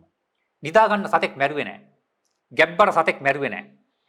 පැටවුන්ට කිරි දෙන සතෙක් මැරුවේ නැහැ. කන බොන සතෙක් මැරුවේ නැහැ. සතාට සංඥාවක් දෙනවා. 3 වතාවක් කොල්ලනවා. අපිව මරන්නයි ඉන්නේ කියලා. 3 වතාවක්. ශබ්ද කළා හරි මොකක් හරි උඩ සංඥාවක් දෙනවා. එතකොට සතාට හේතු තියෙනම් ඒ සතා ගැලවිලා යනවා. එහෙමත් හේතු නැත්නම් කර්ම වේගයේ තද බල නම් තමයි ඒ සතාට මැරුම් කන්න වෙන්නේ. හැබැයි අද සත්තු මරන්නේ කොහොමද? දෙකේ කූඩු වලට දාලා කොටු කළා කොයි පැත්තෙන්වත් යන්න බැරි වෙන්න කටට උණු වතුර වක් කළා රත් වෙච්ච බට යවලා බෙල්ල මිරිකලා මේ වගේ බලන් ඉන්න බැරි තරමේ වද දීලා තමයි අද ඔය මස් මාංශ වලට සත්තු මරන්නේ. ඉතින් ඒකේ අවාසනාවක කාරණේ තමයි මේ බුදුදහම ඔළුව උඩ තියාගෙන ආණ්ඩුවම ව්‍යවස්ථාවෙත් බුදුදහමට ප්‍රමුඛත්වය දෙනවයි කියලා ඒකම ඔළුව උඩ තියාගෙන ඉන්න මේ රටෙත් රාජ්‍ය අනුග්‍රහයනොත් මේ වගේ සත්තු ඝාතනය වෙනවා. ඒක විශේෂයෙන්ම කියන්න ඕන. ඇත්තම කියනවා නම් බෞද්ධ රටක බෞද්ධ රජයකට පුද්ගලිකව සත්තු මරන්න පුළුවන්. හැබැයි රාජ්‍ය අනුග්‍රහයෙන් එහෙම සත්තු මරන්න බෑ. එහෙම මැරුවොත් ඒක බෞද්ධ රජයක් නෙවෙයි. දැන් අපි අද දන්න ඕනේ රජයේ කොච්චර ගොවිපළවල් තියෙන්නේ. දීවර මත්යංශය කියලා එකක් තියෙනවා. කුකුල්ලෝ, හරක්, එළුවෝ කොච්චර මේ බිත්තර එහෙම. ඉතින් බිත්තර ගැන මම වෙනම එක කියන්න යන්නේ නැහැ 10 වෙනි සංග්‍රහ බලා ගන්න. මොකද මේ අද වෙනකොට මේ පාම් බිත්තරේ ජීවයක් නැහැ කියලා අර කන්නුවාට පස්සේ කබර ගොයක් තල ගොයා ගන්න වගේ එහෙම මතවාදයක් දීලා තියෙනවා. ඉතින් මම මේ කිව්වේ එතකොට දැන් බලන්න අද කාලේ අපි මේ අපේ අය දැන් මේ කඩවල වලින් ගෙනල්ලා මේ භුක්ති විඳින මස් මාංශ. මේ මස් මාංශ කොහොමද මේ ඉස්තර තිවිච්ච ක්‍රම වේදෙන් නෙවෙයි. එහෙම. ඉස්සර නම් ස්වභාවික සත්තුන්ගේ මැරිච්ච මස් මාංශ ආව වඩදිය බාදිය වෙනකොට ගොඩට ගහපු මාළු එහෙම ඉබේම මිනිස්සුන්ට කන්න ක්‍රම වේදයක් ආවා. ඒ දඩයම් කඩුවන්ගෙන් ගත්තත් අර කියපු ක්‍රම වේදය තමයි සතෙක් මැරුවේ. දැන් එතකොට එදා මරපු ක්‍රම වේදිනු සත්ව ඝාතනයක් තමයි. අද මේ කියන ක්‍රමයට සත්ව ඝාතනයක් තමයි වෙන්නේ. හැබැයි මේකේ විපාකේ වෙනස්. එහෙම. අහසට පොළව වගේ විපාගෙනකොට. එතන අර සතුන්ට පැනලා යන්න ක්‍රමයක් දීලා තමයි මැරුවේ. එතකොට ඒ වගේ කෙනෙකුට ඒ සත්ව ඝාතනය මුල් කරගෙන අද ලෙඩක් ආවොත් ඒ පුද්ගලයාට බේරෙන්නත් ක්‍රමයක් එනවා. ක්‍රමයක් ලැබෙනවා. මොකද සතාට ඉතින් අවස්ථාව දුන්නා. හේතුවට ඵලයේ වශයෙන් ලැබෙනවා. අර කිව්වා වගේ ප්‍රාණඝාතයක් වුණත් ඒකේ තීව්‍රත්වය වෙනස් සහ අර විදිහට හේතුවට ඵලය සකස් වෙලා එනවා කියන එක. මම හිතන්නේ චන්දන මහත්තයා මේ කිව්වා වගේ මේ ගැන හිතනකොට දැනෙන දේ තමයි වහරක අභයාරතනාකාර ලොකු හාමුදුරුවෝ උන්වහන්සේ අපිට කරපු සේවය. කියන්නේ මේ ඥාන සම්ප්‍රයුක්ත කළා දීමම. මොකද අපි කරගෙන ආපු දේවල් වතවල් විදිහට කරගෙන ආපු නිසා සංස්කෘතිය විදිහට කරගෙන ඇවිල්ලා හීන වෙලා නෂ්ටාවශේෂ ගත්තටම ගිහිලා තිබුණ නිසාමයි අද බෞද්ධයෝ වුණත් මේවා පිළිගන්නේ. මොකද ඒක මනසට මේ කොහොමද මේක වෙන්නේ? ඔය කිව්වට ඔහොම වෙනවද? ඔය ආදී වශයෙන් අර දෘෂ්ටි වලට ලක් වෙන්නත් හේතු වෙලාද? මම හිතන්නේ උන්වහන්සේ කරපු අසීමිත සේවාවන් වලින් එකක් තමයි මේ පොඩි දේ වුණත් තේරුම් ගන්න පුළුවන් විදිහ ඥාන සම්ප්‍රයුක්ත කළා අපිට ලබා දුන්න එක. මම හිතන්නේ ඒකත් මේ වෙලාවේ මතක් කරන්න මට හිතට ආවා. මොකද උන්වහන්සේ නොහිටින්න අපි තවත් මේ දේවල් වල තව කොච්චර අතරමං වෙද, තව කොච්චර අනාථ වෙයිද කියලා මතක් වුණා මේ අවස්ථාවේ. චන්දන මහත්තයා. ඔව් ඉතින් මම මේ විග්‍රහ කරගෙන ආපු කාරණේ තමයි දැන් මේ වර්ග කිලෝමීටර් 65610 අපි අනිත් රටවල් පැත්තක තියමුකෝ. එහෙම. මේ බෞද්ධ කියන රටේ දවසට එක දවසකට පෞද්ගලික හංශ වලින් වෙන්න පුළුවන් ඔය කියපු ක්‍රමවේදට සත්තු කීයක් නම් මරණවද. මේ ළඟදි මට ආරංචි වුණා මේ පිටරට තියෙන ක්‍රමවේද අපේ දවස ගානේ රටේ වෙලා ගන්න ඕනේ. ලංකාවෙත් දැන් මෙන්න මේ වගේ ක්‍රමවේදයක් ක්‍රියාත්මක වෙනවා කියලා එක්තරා තැන්වල මේ මාළු ටැංකියේ එහෙම පීනන මාළුවා පෙන්නලා එවෙලෙම එහෙම ඌට යම් කිසි දෙයකින් ඇනලා පන පිටින්ම එවෙලෙම තෙල් චාත්තියට දාලා එහෙම නැත්නම් ඒ දීසියට දාලා කපලා අමුවේ ලේ වැක්කිරිද්දි එහෙම කන්න දෙන අවස්ථා මේ ලංකාවේ තියෙනවා. ඉතින් හිතන්න දැන් මේ මිනිස්සු මේ දන්නේ නැතුව කරන්නේ මේ වගේව දවසකට විශ්වයට එකතු වෙන්න රටක් මෙහෙම තත්ත්වයෙන් තියෙන එකක් පුදුමයි. එහෙමනම් ඒ තියෙන්නේ වෙන මොකක්වත් හන්ද නෙවෙයි. එක්තරා සීමිත පිරිසක් ඉන්නවා මේ ಗುಣ වඩන උත්මය. අතේ ඇඟිලි ගන්නට. අන්න ඒ වගේ ಗುಣ වඩන උත්මය නිසා තමයි දැන් ලංකාව ගත්තොත් 2 කෝටි 20 ලක්ෂයක් දකෝද ජනගහන ඉන්නවයි කියනවා. ඉතින් ඕකෙන් ඔන්න ඔය සීමිත පිරිසක් අපේ ඉන්න මහා සංඝරත්නය ඇතුළු ඒ වඩන ಗುಣ නිසා තමයි මේ විශ්වයට අර නිකුත් වෙන මහා කළු කිරණ කැපිලා මේක සමබර වෙලා තියෙන්නේ. ලංකාව විතර නෙවෙයි මේ මුළු ලෝකෙම. ඕක සමබර කරන්න බැරි වෙනකොට තමයි දැන් මේ තියෙන වසංගත ඇවිල්ලා තියෙන්නේ. ඒක වෙන පැත්තකින් සම්වර වෙනව විපාක දීලා. එහෙමයි. ගැට දෙනවා ඊට පස්සේ. සුද්ධ කිරීමේ කටයුත්තක් සිද්ධ වෙන මේ පැත්තෙන් නොවුනොත් අනික් විදිහකින් හරි ඒ සුද්ධ වෙන කටයුත්ත සිද්ධ වෙනවා කියන එක තමයි අපිට මම හිතන්නේ දැන් මේ ඔබතුමාර පටන් ගන්නකොට කිව්වා වගේ ගෑස් සිලින්ඩරයත් පුපුරන තත්වයකට පත් වෙලා තියෙනවා. මම හිතන්නේ ඒ ගැන මිනිස්සුන්ට මම හිතනවා මේ වෙලාව අපි කාටත් තමන්ගේ දිනචරියාව කරන දේවල් කොයිතරම් ධාර්මිකද කියන දේ ගැන හැරිලා බලන්න. මොකද මේ අවස්ථාවේ අපි රජයත් එක්ක හෝ මේ තියෙන දේවල්වත් එක්ක ගැටි කොහොම චිත්ත වික්ෂිප්ත වෙනවට වඩා මේකෙන් කොහොමද තමන්ගේ මග සකස් කරගන්න පාවිච්චි කරන්න කියන එකත් මම හිතන්නේ හිතන බලනවා නම් කෙනෙකුට මේ හැම අවස්ථාවක්ම තමන්ගේ මාර්ගය පිණිස සහ ඒක ලෞකික පැත්තෙන් උනත් කෙනෙකුට මග සැලසෙන්න අවස්ථාවක් වෙන්නත් පුළුවන් කියන එකත් මතක් කරන්න කැමති මේ අවස්ථාවේ. චන්දන මහත්තයා. ඔව් එතකොට ඉතින් අර අපි කලින් කිව්වා වගේ මේ බේත් වලින් සැත්කම් වලින් ඔය වගේ අකාලෙම යන තව හේතුවක් තමයි ඒ බේත් අහන්නේ. ඔය වගේ ඒ සතෙකුට වද දෙනකොට මරනකොට ආයි බේරෙන්න කිසිම අවස්ථාවක් දීලා නෙමෙයි මරන්නේ. අල්ලලා එකතු වෙලා ගහලා කපලා කොටලා කීතු කීතු වලට ඇරලා තමයි මරන්නේ. මේ සතෙක් ඉන්නවනම් බෙන එක මේ පැත්තෙන් ගහලා සීල් කරා එහා පැත්තෙන් දුම් ටික ගැහුවා මැරුවා. මුත් එදා ඉන්න මිනිස්සු ප්‍රාණඝාතයක් කරත් ඒ ප්‍රාණඝාතය වුණත් කරනකොට ඒ බේරෙන්න අවස්ථාවක් දුන්නේ. ඒ නිසා මතු කාලෙක ලෙඩක් දුකක් හැදුනත් ඒකෙන් බේරෙන්න ක්‍රමවේදත් එනවා. දැන් අද මේ ක්‍රමවේද ගිලීලා ඒව වැහිලා යන්නත් එක හේතුවක් තමයි අපි වසං කරවතින් ඒ වසං කරපු ගති ලක්ෂණෙන් අපිට ඒක වසංගත බවට පත් වෙලා එනවා. ඉතින් මේ වෙද්දි බලන්න මොනවද නැත්තේ? සුනාමි ආවා. ඒ ගම් වතුර. ඉස්සර අපේ තිබුණද මේ වගේ කඳු නායන අහලා තියෙද මීට අවුරුදු 30 40 කලින් මේ කඳු පිටින් කඩා වැටිලා මිනිස්සු යට වෙච්ච ක්‍රමවේද? ගම් වතුරට අහු වෙලා එහෙම. මේ වගේ පිපිරීම් වෙලා. ඒ කොච්චරනම් එක අවුරුද්දක් ගන්න එක්ක ඉඩෝරෙන් පීඩා විඳිනවා. එක්ක ගම් වතුරෙන්, එක්ක නාය ගිහිල්ලා. දැන් හදිසි යනතුරු. මේ හිටිය උදේ එළියට බැස්සා මල. ඉතින් අපි හිතන්නේ මේ වාහන දෙකක් එකට හැප්පිලා අනුතුරක් වෙලා මේ මැරිච් එක විතර අපිට භෞතිකව හැට පේන්නේ. අපි දන්නේ නැහැ ඕක යට තියෙන නොපෙනෙන බලවේග. අර සසර ගනුදෙනු කාරෝ ඉන්නවනම් ඒ අයගේ කර්ම වේගي දුර්වල වෙලාවට නම් ආවේ. අර සුක්කානම කරකවන මිනිස්සෙට ආවේශ වෙලා ඒ වාහනේ පාරෙන් පිටපන්නලා අනුතුරුදායකටපත් කරලා තියෙනවා. එහෙම ඕන්තරම් අවස්ථා වාරකහාඳු සමාජයෙන් දැකලා කියලා තියෙනවා. මේ පුද්ගලයාගේ අතින්ම නෙවෙයි මේ නොසලකී ලැබුණේ. ඒ පුද්ගලයේ කර්ම වේගයක් ක්‍රියාත්මක වෙලා අර නොපෙන් ලෝකේ ගනුදෙනු කාර්යයක් ඇවිල්ලා මේ පුද්ගලයාගේ අඟට සම්බන්ධ වුණා. ඒ සම්බන්ධයෙන් එක්වීම මිනිස්සුන්ට නිින්ද ගියා. බලාගෙන සම්බන්ධය සමහරට නිදි මරලත් නෙවෙයි මේ. නමුත් අර අමනුෂ්‍යයා නිදිමත කෙරෙව්වා. ඉතින් ඒකට තවත් ඒ වාහනේම හරි සම්බන්ධලා හිටියනම් ඒ පුද්ගලයාත් ඒ කර්ම වේගයට ගොදුරු වෙන්න පුළුවන් එහෙම. නිකන් මෙනව නෙවෙයි. ඉතින් ඒකයි කියන්නේ මේ ලෙඩ රෝග වලට විතරක් නෙවෙයි. මේ හදිසි අනුතුරු වලින් මරණයට පවා මේ කර්ම වේග බලපානවා. ඒකයි කියන්නේ මේ පුළුවන් තරම් සාසන ප්‍රතිකර්ම කරගන්න කියලා. එහෙම නොකර ඉන්න එපා. දවසට එකක් හරි කරන්න. ওই පුංචි ප්‍රතිකර්මයක් හරි කරන්න බැරි කමක් නැහැනේ. එහෙම අපි කරවතින් 365 දවසම අපිට සන්තෝෂ වෙන්න පුළුවන්. අපි දවසට එක සාසන ප්‍රතිකර්මයක් හරි කරා කියලා. මෙතනදී මම තව වැදගත් කාරණයක් මතු කරලා පෙන්නන්නම්. ඔය සත්තු මරණයක් ගැන අපි කිව්වනේ. දැන් අපේ රටේ කොච්චරනම් දවසට මස් මාංශ විකුණන්න තියෙනවද? රාජ්‍ය ආයතන වල තියෙනවා, පෞද්ගලික වෙනසල් වල තියෙනවා. එතකොට වහර කහාන්තු මතු කරපු තවත් කාරණයක් තමයි මේ අසාධාරණයෙන් ගොඩනගන මස් මාංශ කවුරු හරි ඒ හේතුව දැනගෙන දෘෂ්ටිගත නොවි ඒක පරිහරණයෙන් වළකිනව නම් ඒ පුද්ගලයාට මහා ආනිසංසයක් ශක්තියක් ඒ වෙලාවේදී නැගෙනවා. උදාහරණයක් 2008 දී උන්වහන්සේ එක්තරා රජයේ රෝහලක නැවතිලා ප්‍රතිකාර ලැබුවා. ඒ වෙලාවේදී කර්ම වේගය කොච්චරද කියනවනම් උන්වහන්සේ කකුලේ සැත්කමක් කරා. හිරිවට්ටන්නේ නැතුව, සිහිවට්ටන්නේ නැතුව අමුයි. ඒ කපන වෙලාවේදී නැගිච්ච වේදනාවට උන්වහන්සේ විලාප තිව්වා. වාට්ටුව දෙවනක් තුනක්. උන්වහන්සේව කිව්වා. හැබැයි පසුව කල්පනා කරා සමාධියට ආවර්ජනය කරා. ඇයි මට මෙහෙම වුණේ කියලා. එතකොට අතීත පෙර ඒකට හේතු වෙච්ච කර්ම වේගෙත් උන්වහන්සේට යමුණා විතරක් නෙවෙයි. ඒලාදී ආපු දහම් සමාධිය මොකද්ද? දහම් සිතුවිල්ල මොකද්ද?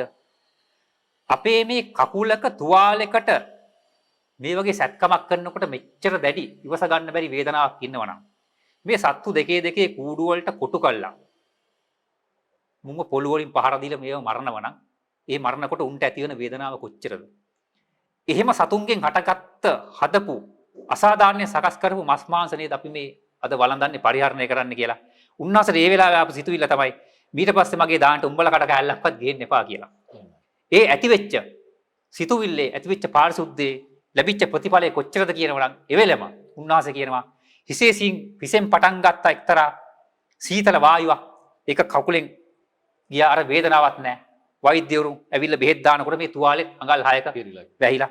ඉතින් එදා ආයි ගත්ත පින්තූරෙත් මං ගාව තාම තියෙනවා. ඒ කැලල අඟල් කීපයක් දිග මේ හිතා ගන්නත් බෑ දවසක් ඇතුළත ඒ සම්පූර්ණයෙන්ම තුවාලෙත් ඇහුණා. ඉතින් වෛද්‍යවරු පවා පුදුම වුණා. අහනවා මේ ආහන්දුනේ කොහොමද මේ කොහොමද තිවිච්ච තුවාලට මේ අඟල් 6ක් පල්ල මේ ගැඹුරු තුවාලේ අමුයෙන් කපලා අයින් කරපු. ඒක එහෙම වැහිලා ගියා. කොහොමද මේක පිරුණේ කියලා. බලන්න අර ඇතිවෙච්ච ඒ වෙලාවේ ඇතිවෙච්ච ගුණය නිසා ඒ වෙලෙම ඒකේ ප්‍රතිඵල හම්බුණා ditta ධම්ම වේදින වශයෙන්.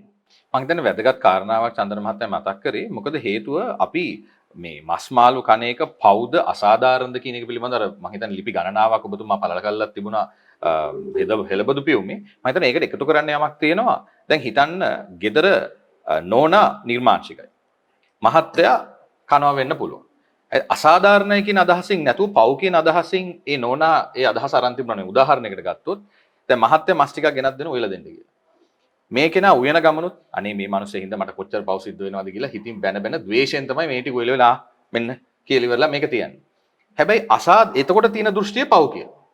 අසාධාරණයි කියන දෘෂ්ටියෙන් කියන්නේ අවබෝධයෙන් හිටියොත් අනේ මේ ටික මේ කන අනවබෝධය නිසා නේද මේ මාංශය පරිහරණය කරන්නේ මෙයාටත් අවබෝධ වෙලා මේක නවතින්න හේතු වෙන්න කියලා මෛත්‍රියෙන් තමයි එහෙනම් අර කැම ටික වෙන්නේ. බලන්න මේ දෘෂ්ටිය හරියාකාරයට පත්වීම තුළ එතනක් දැන් උන්වහන්සේ කරා වගේ මහා ස්වභාවයටත් මෙහා තියෙන පුංචි එකක් වුණත් gedara ගැටුමත් අඩු වෙලා මෛත්‍රියෙන් අර ටික උයන්න වෙනවා ඒ හේතු වෙලා අර කෙනත් සමහර විට මේකෙන් නවතින්න පුළුවන් මට ඒක ඔළුවට ඔබතුමා මේ කාරණාව කියනවා එන්න මේ හරි දෘශ්‍යයට එහෙම නැත්නම් නිවැරදිත්වයේ තුල ඉන්න එක කොයිතරම් වැදගත්ද කියන එකත් මම හිතන්නේ විද්‍යාමාන වෙන අවස්ථාවක්.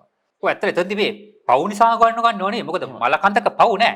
එහෙම මලකඳ මැරිච්චක් අපි කඩෙන් ගෙනල්ලා වෙලා කෑවයි කියලා මොකද මලකඳකට ගහලා ආයි මරන්න ප්‍රාණඝාතයක් නෑනේ 50 සතෙක් වෙන්නේ මෙතන මරලා ඉවරයි. ඒකේ මරපු අයට විපාකේ තියෙනවා. එහෙමයි. හැබැයි මේ විතර තියෙනුනේ ඉල්ලුමට සරිලන සැපවීම කියන මේ න්‍යාය අනුව අසාධාරණයෙන් ගොඩ වූ මස් මාංශයක් නම් අපි ඒක ගන්න ඉල්ලුමක් තියෙන එයා සපයන්න පෙළඹෙනවා. තව තවත් සත්තු මරන්න පෙළඹෙනවා. ඒක අපිට පාපයක් නෙවෙයි. හැබැයි යමක් අසාධාරණ කියලා දැකලා දෘෂ්ටිගත නොවි මෙන්න මේ අසාධාරණ නිසා මම මේක නොගන්නවයි කියන චේතනා පිරලේක නොගන්නවා නම් ඒකේ ආනිසංසයක් තියෙනවා. ඒක විශේෂයෙන් මාර්ගයේ පූර්ණ කරගන්න ඉතා පහසුවක් වෙනවා. ඔහු උපනිශ්‍රයක් දෙන දෙයක්. ඒ වගේම තමයි ලෙඩක් දුකක් ආව වෙලාවට ඒ තමන්ගෙම තියෙන ඒ ගුණය ආවර්ජනය කරලා සිහි කරෝතින් ඒ වෙලට ක්ෂණික සහනයක් ලැබෙනවා. අර ලොකු හාමුදුරන්ට උනා වගේ උදාහරණයක් අරගත්තොත් මම හිතන්නේ ඒක අස්පනා අපිට මොකද කෙනෙකුට හිතන්න බැරි දෙයක් නේද මේ අඟල් 3-4 මෙහෙම තුවාලයක් මේ ක්ෂණිකව මෙහෙම වෙන්න පුළුවන්ද කියලා මම හිතන්නේ ඒක ගොඩක් වැදගත් වෙයි මේ අපි සීල දිනාටම තමන්ගේ මේ කියන පිළිවෙත් සකස් කරගන්න. ඔව් ඉතින් ඒකයි මම කියන්නේ දැන් මේ මස් මාංශක ඉතින් ඇබ්බැහි වෙලා කාලයක් එක පාට ඔබක දුරු කරගන්න බැරි ආ ඉන්න පුළුවන්. හැබැයි මේ දහම් කාර්යය හරියට වැටහිච්ච කෙනෙකුට ඕක නැති කරගන්න බැරි කමකුත් නැහැ. ඒ නිසා තමයි කියන්නේ මේ ආහාරයක් ගන්නකොට අනිත් එක එහෙම ගන්න ඕන නම් ප්‍රත්‍යවේක්ෂා කරලා ගන්න කියලා. මොකද ප්‍රත්‍යවේක්ෂා කරලා ගන්නකොට අලෝභ ආදේශ අමෝහ තමයි ඒ වෙලාවේදී නැගෙන්නේ. ඒ විතරාගී විතදෝසී විතමෝහි ගුණ නැගෙනකොට ඒ අපි ගන්න ආහාරේ පවා පරමාණුක අංශු හැඩ ගැහෙනවා වෙනස් විදියට විකරණය වෙනවා. විශේෂයෙන් අමනුෂ්‍යයන්ට ඒ ආහාරට හොට ගහන්න බැරි වෙනවා. හරිද වැදගත් කාරණයක් ඒක මතක. ඉතින් වැදගත්. ඔය බෙහෙත් පවා ප්‍රත්‍යවේක්ෂා කරලා ගන්න. ඒ මම හිතන්නේ ප්‍රත්‍යවේක්ෂාව ගැන හොඳ ලිපියක් අපි 53 වෙනි සංග්‍රහයේ දාලා තියෙනවා. ඒ ප්‍රත්‍යවේක්ෂ වාක්‍ය පාලි භාෂාවෙන් නොකියුවට කමක් නැහැ. සිංහලෙන් හරි Tamanට පුළුවන් විදියට හයියෙන් හරි නැත්නම් හිතින් හරි අදිෂ්ඨාන කරලා ගන්න. ප්‍රත්‍යවේක්ෂා කරලා ගන්නකොට අපි එතකොට දන්න මේ අසීමිතව දැන් ආහාරයක් ගත්තොත් ඉතින් බඩ පුරව ගන්නව නෙවෙයි කාම සංභෝගයේ පිණිස නෙවෙයි කිලිසෙල්ලම් පිණිස නෙවෙයි හැඩ වැඩ වෙන්න පිණිස නෙවෙයි කියලා. ඒක තමයි ඖෂධයක් වුණත් ගන්නකොට පෙර ඉඳන් අපේ මේ කයට හටගත්ත මේ උපන්නා වූ ලෙඩ රෝග දුරු කරගන්නත් තවදුරටත් මේ කයට ලෙඩ රෝග එන්න නැති වුණනම් ඒවත් දුරු කරගෙන නිරෝගී වෙලා මේ ආර්ය මාර්ගය පූර්ණ කරගන්නත් කිය තමයි ඖෂධය ගන්නෙ. ඉතින් කොහොම ගන්නකොට විශේෂත්වයක් තියෙනවා. මෙතෙන්දි නැගෙනවා සහජාත කර්ම ශක්තිය කියලා එකක්. ඒ කියන්නේ සහයට ජාත වෙනවා. ඒ සහජාත කර්ම ශක්තිය ඒ වෙලාවෙදි නැගෙන්නේ අලෝභ ආදේශ අමෝහ වලින්. විතරාගී විතදෝසී විතමෝහි ගුණ වලින් තමයි නැගෙන්නේ.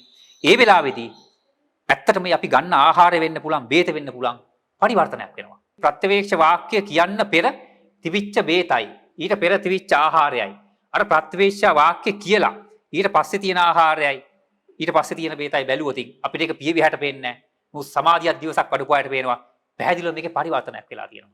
කලින් අර බේතට හෝ ආහාරයට අමනුෂ්‍යයන්ට හොට ගන්න පුළුවන්, ජරාව කරන්න පුළුවන්. හැබැයි දැන් අමනුෂ්‍යයන්ට මේක ගින්දර වගේ පේන්නේ. එයාට මේක ගන්න බෑ. ඒ වගේම තමයි අර ආහාරය හෝ බේත හෝ අපි ගන්නකොට දැන් අපිට ඒක ජීර්ණ වෙන්නේ අර සහජාත කර්ම ශක්තියත් එක්ක අර විතරාගී විතදෝසී විතමෝහි ගුණත් එක්ක. ඒ නිසා ඒ බේත අපේ ශරීරයට ඉතා ඉක්මනින් ප්‍රත්‍ය වෙලා ඒ ලෙඩ රෝගී දුරු කරන්න හේතු වෙනවා. ආහාරයත් කර්ම ශක්තියෙන්ම තමයි දිරවන්නේ, බේතත් කර්ම ශක්තියෙන්ම තමයි දිරවන්නේ. මේක ඉතා ඉක්මනින් මේ ආහාරට ජීර්ණ කළා මේක සුද්ධාෂ්ටක බාටපත් කරලා අපි අර සිතුවිල්ල පිහිටවපු ඒ සිතුවිල්ලට අනුව මේක ශරීරයට උරා ගන්නවා.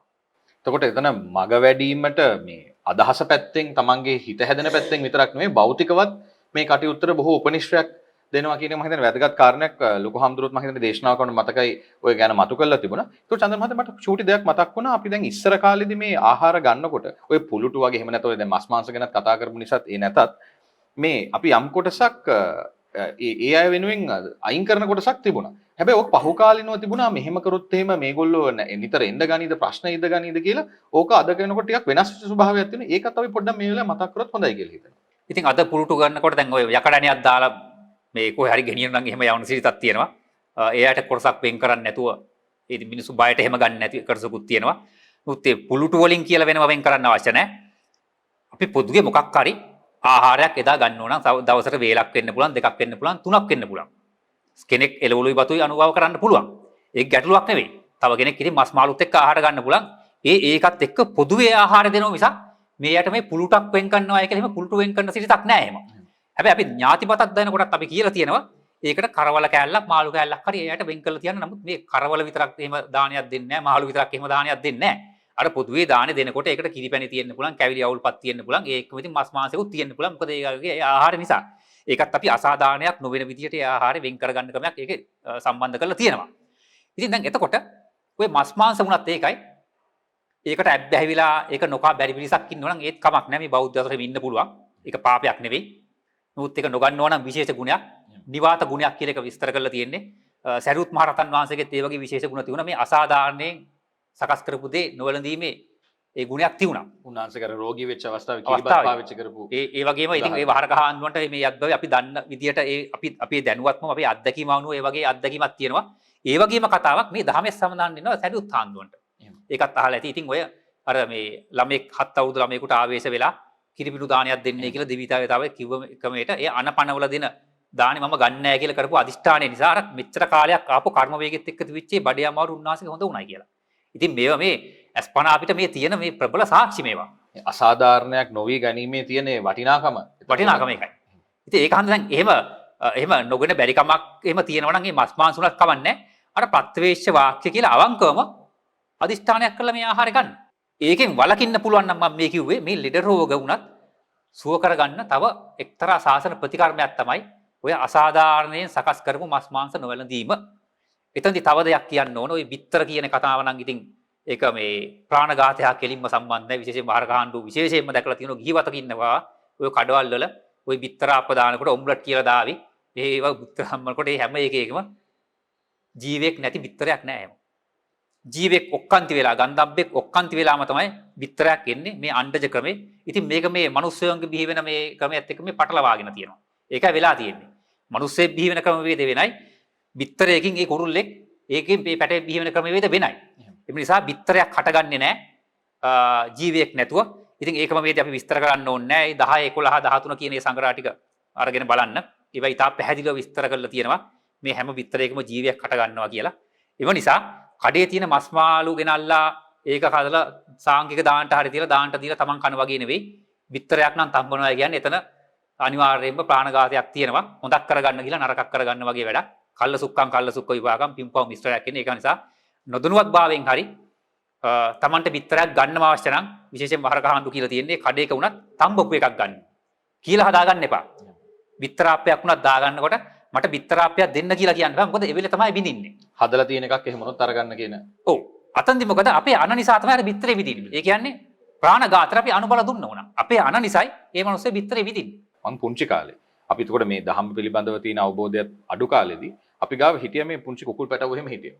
මට මතකයි මේ බිත්තර දෙකක් තුනක් රක්කවන්න වෙච්ච නිසා අර කඩෙන් ගෙන ආපු බිත්තර 4-5කුත් තියලා මේ කිකිලිට අර ලොකු කිකිලියෙක් නිසා එයාට ගැලපෙන මේක තිබ්බහම දැකපු දේ තමයි මේක අවුරුදු 15කට විතර ඉස්සෙල්ලා වෙච්ච දෙයක්.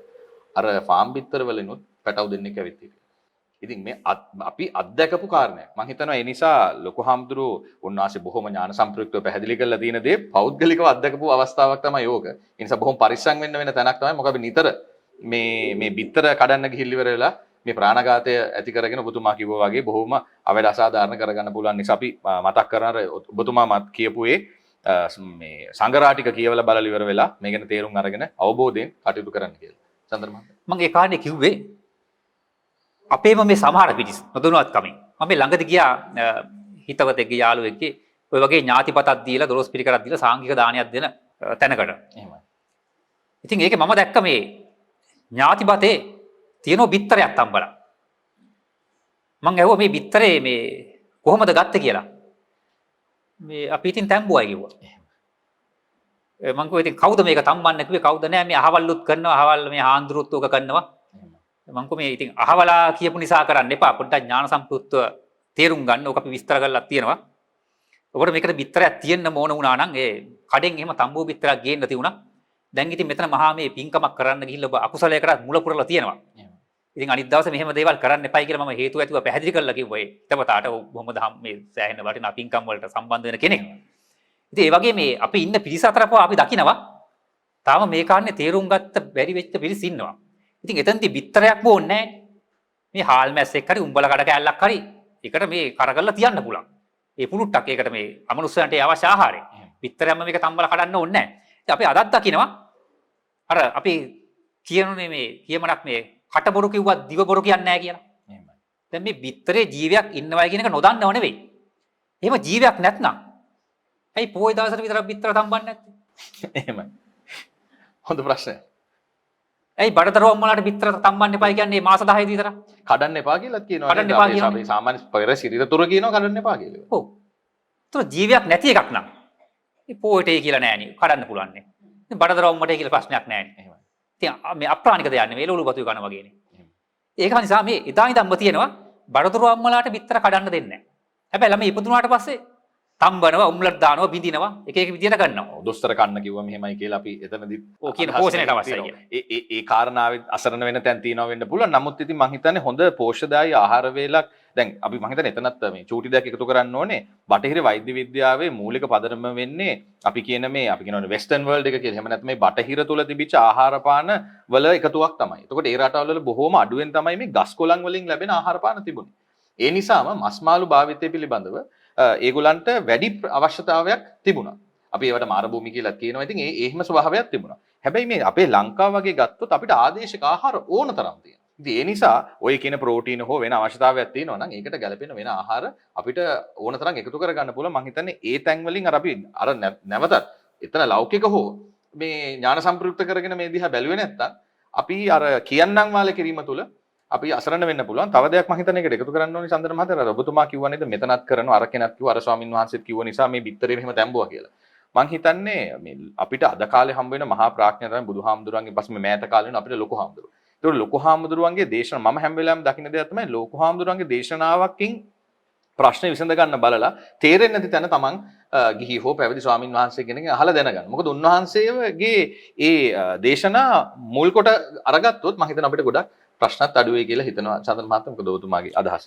වචන ඒ කාරණේ අපේ ඥාන සම්ප්‍රයුක්තව තේරුම් ගන්න පුළුවන් වෙන්න ඕන. දැන් උන්වහන්සේ බණ දේශනාවටත් කළා ඇති. අපි ඔය බිත්තරේ ගැන කතාව අයන්නේ දැම්ම ලියලා ඇති. එහෙමයි.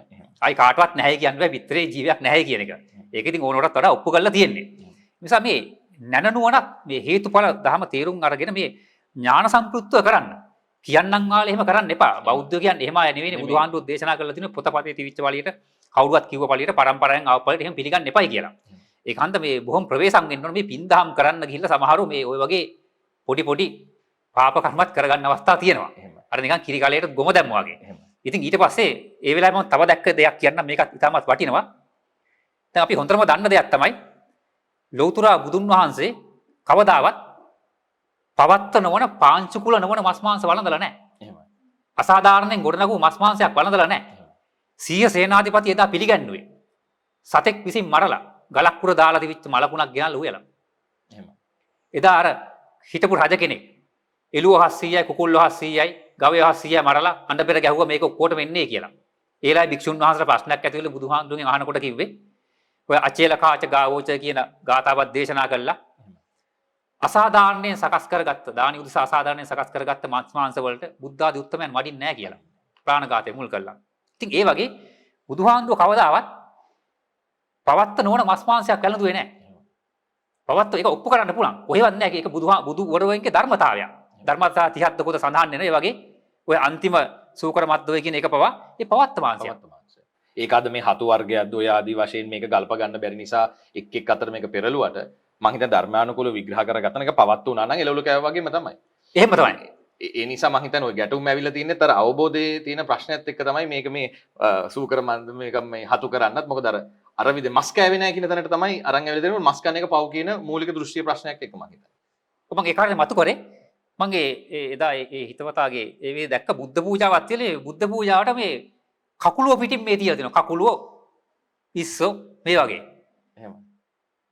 පස්සේ ඉතින් දැන් මේ අද කාලේ කොහොද පවත්ත මාංශ පාංශු කුල මාංශ. එහෙම. හොඳටම දන්නෝනේ මේ කඩෙන් මේව මේ අසාධාරණව සකස් කරගත්ත යන කියලා. ඒක මේ දැනගන්න ඕන කාරණේ තමයි බුදුහාන්තුව නොලමුතු දෙයක්. ඒක බුද්ධ පූජාවට තියෙන එකත් ගැලපෙන්නේ නැහැ. වහර කාණ්ඩ විශේෂයෙන්ම සඳහන් කරලා තියෙනවා බුද්ධ පූජාව තියෙනකොට පවත්ත මාංශයක් හම්බුනොත් ඒක තියෙන එක ගැටලුවක් නෙවෙයි වෙනවා. පවත්ත නොවන මස් මාංශය යන එක බුද්ධ පූජාවට තියන්නත් එපා ගැලපෙන්නේ නැහැ. පව් නෙවෙයි. ගලපන්න බෑ. මොකද බුදුහාන්තු හිටියනගේ වළඳන්නේ නැහැ. උන්වහන්සේ ජීවමාන හිටියන. මම හිතන්නේ අද වගේ අපිට මේ අවබෝධයට බාධා බොහොම සහිත කාලවකවානුවක පුංචි දේ හරි අඩු කරගන්න පුළුවන් නම් ප්‍රශ්න හැදෙන දේවල්. එහෙම නැත්නම් අර නොගැලපෙන දෙයක්නේ. පව් නොවුනත් ඒ වගේ දේවල් කරගෙන ඉතින් මූලික පරමාර්ථයට අවශ්‍ය කරගෙන එතන බාධාවක් වෙන්නත් පුළුවන් නේ චන්දන මහත්තයා. මොකද කොහොම ප්‍රසාද සිතකින් මේක කරන්න උත්සාහ කරනවා. හැබැයි ඒකට බාධා වෙන දෙයක් තමයි අපි එකතු කරගෙන තියෙන්නේ. මම හිතන්නේ මේ දේවල් ගැනත් අපි පරිස්සම් වෙලා බොහොම අවබෝධයෙන් කටයුතු කරනවා නම් අපිට මේ කටයුතු කරගන්න තව වඩා පහසු වෙයි කියන එක මම හිතන්නේ අපි මතක් කරන්න කැමතියි. ඔව් චන්දන මහත්තයා. ඒ වගේ මම මේ තවත් වටිනා ශාසන ප්‍රතිකර්මයක් මතක් කරලා දෙන්න කැමතියි. දැන් අපි හුඟක් අයට මේ අද තියෙන ප්‍රශ්නයක් තමයි කාර්ය බහුලත්වය. එහෙමයි. පිනක් දහමක් කරගන්න වෙලාවක් කලාවක් නැහැ කියලා කියන්නේ. උදේ පාන්දර නැගිට වෙලින් ඉඳන් රස්සාවට යන්න ලේස්ති වෙනවා. ගිහිල්ලා හැන්දෑ වෙනවා. ඉතින් ඒ සුද්ධ පවිත්‍රලා කනව බොනව නිදා ගන්නවා. රූපහානි බලන ඔච්චරයිනේ කරන්නේ. වෙලාවක් නැහැ. ඉතින් මාසෙට සැරයක් දෙකක් තමයි යොදාගන්නේ. එහෙමයි. දැන් මේ කාර්යෙත් මම මේ වහර කහාන්තු මතු කරපු එක්තරා දහම් කරුණකින් තමයි උකහා ගත්තේ. මමත් මේක මේ විදිහට ක්‍රියාත්මක කරන සෑහෙන කාලයක් තිස්සේ. දැන් අපි සාමාන්‍යයෙන් හුඟක් අය කරනවා සමහරු නම් කරන්නේ තමන්ට රස්සාව කරලා ලැබෙන මුල් වැටුපෙන් කොටසක් වෙන් කරන සාසන වෙනුවෙන්. හැබැයි වැටුප ලැබෙන්නේ මාසෙකට එක සැරයයිනේ. එහෙමයි. ඒක හොඳයි කරන එක. එහෙම නෙවෙයි මේ දවස ගානේ පුළුවන් කරන්න ප්‍රතිකර්මයක් තියෙනවා. ඒ තමයි අපි පාන්දර නැගිට හැටියේ. කඩේකටත් යන්න ඉස්සෙල්ලා. පළමු ගනුදෙනුව වෙන්න ඉස්සෙල්ලා. තමන් ගාව තියෙන 750 වෙන්න පුළුවන් රුපියල වෙන්න පුළුවන් රුපියල් 10 වෙන්න පුළුවන් 100 වෙන්න පුළුවන්. එදා දවසේ ගනුදෙනු කරන්න ඉස්සෙල්ලා පළවෙනි කොටස වෙන් කරනවා සාසනයට. ඒකට පුළුවන් හරි පහසුවෙන් ක්‍රමයක් සකස් කරගන්න. මමත් ඒක හුඟක් කල් දැන් අත්හදා බලනවා. අත්හදා බලන දෙයක් නෑ ක්‍රමය අනුගමනය කරනවා. තමන්ගේ බුදුන් වහන්සේ තැන බුද්ධ ප්‍රතිමා වහන්සේ ගාව වෙන්න පුළුවන්. මේ අපිට කඩවල් වලින් වෙළඳ පොල් වලින් මිලදී ගන්න පුළුවන් මේ මැටි පාත්‍ර තියෙනවා. ওই මැටි පාත්‍රයක් එතන අරගෙන තියෙනවා. උදේ පාන්දර නැගිට හැටි අපි තමන් ගාව තියෙන සමහරට හුඟක් දුප්පත් කෙනෙකුට රුපියලක් වෙන්න පුළුවන් ගැටලුවක් නැහැ. චිත්ත ප්‍රසාදයෙන් යුතුව. ඒ තියෙන කාසිය වෙන්න පුළුවන්. ඒක සුද්ධ පවිත්‍ර කරලා පොඩ්ඩක් හොදලා අදිෂ්ඨාන කළා.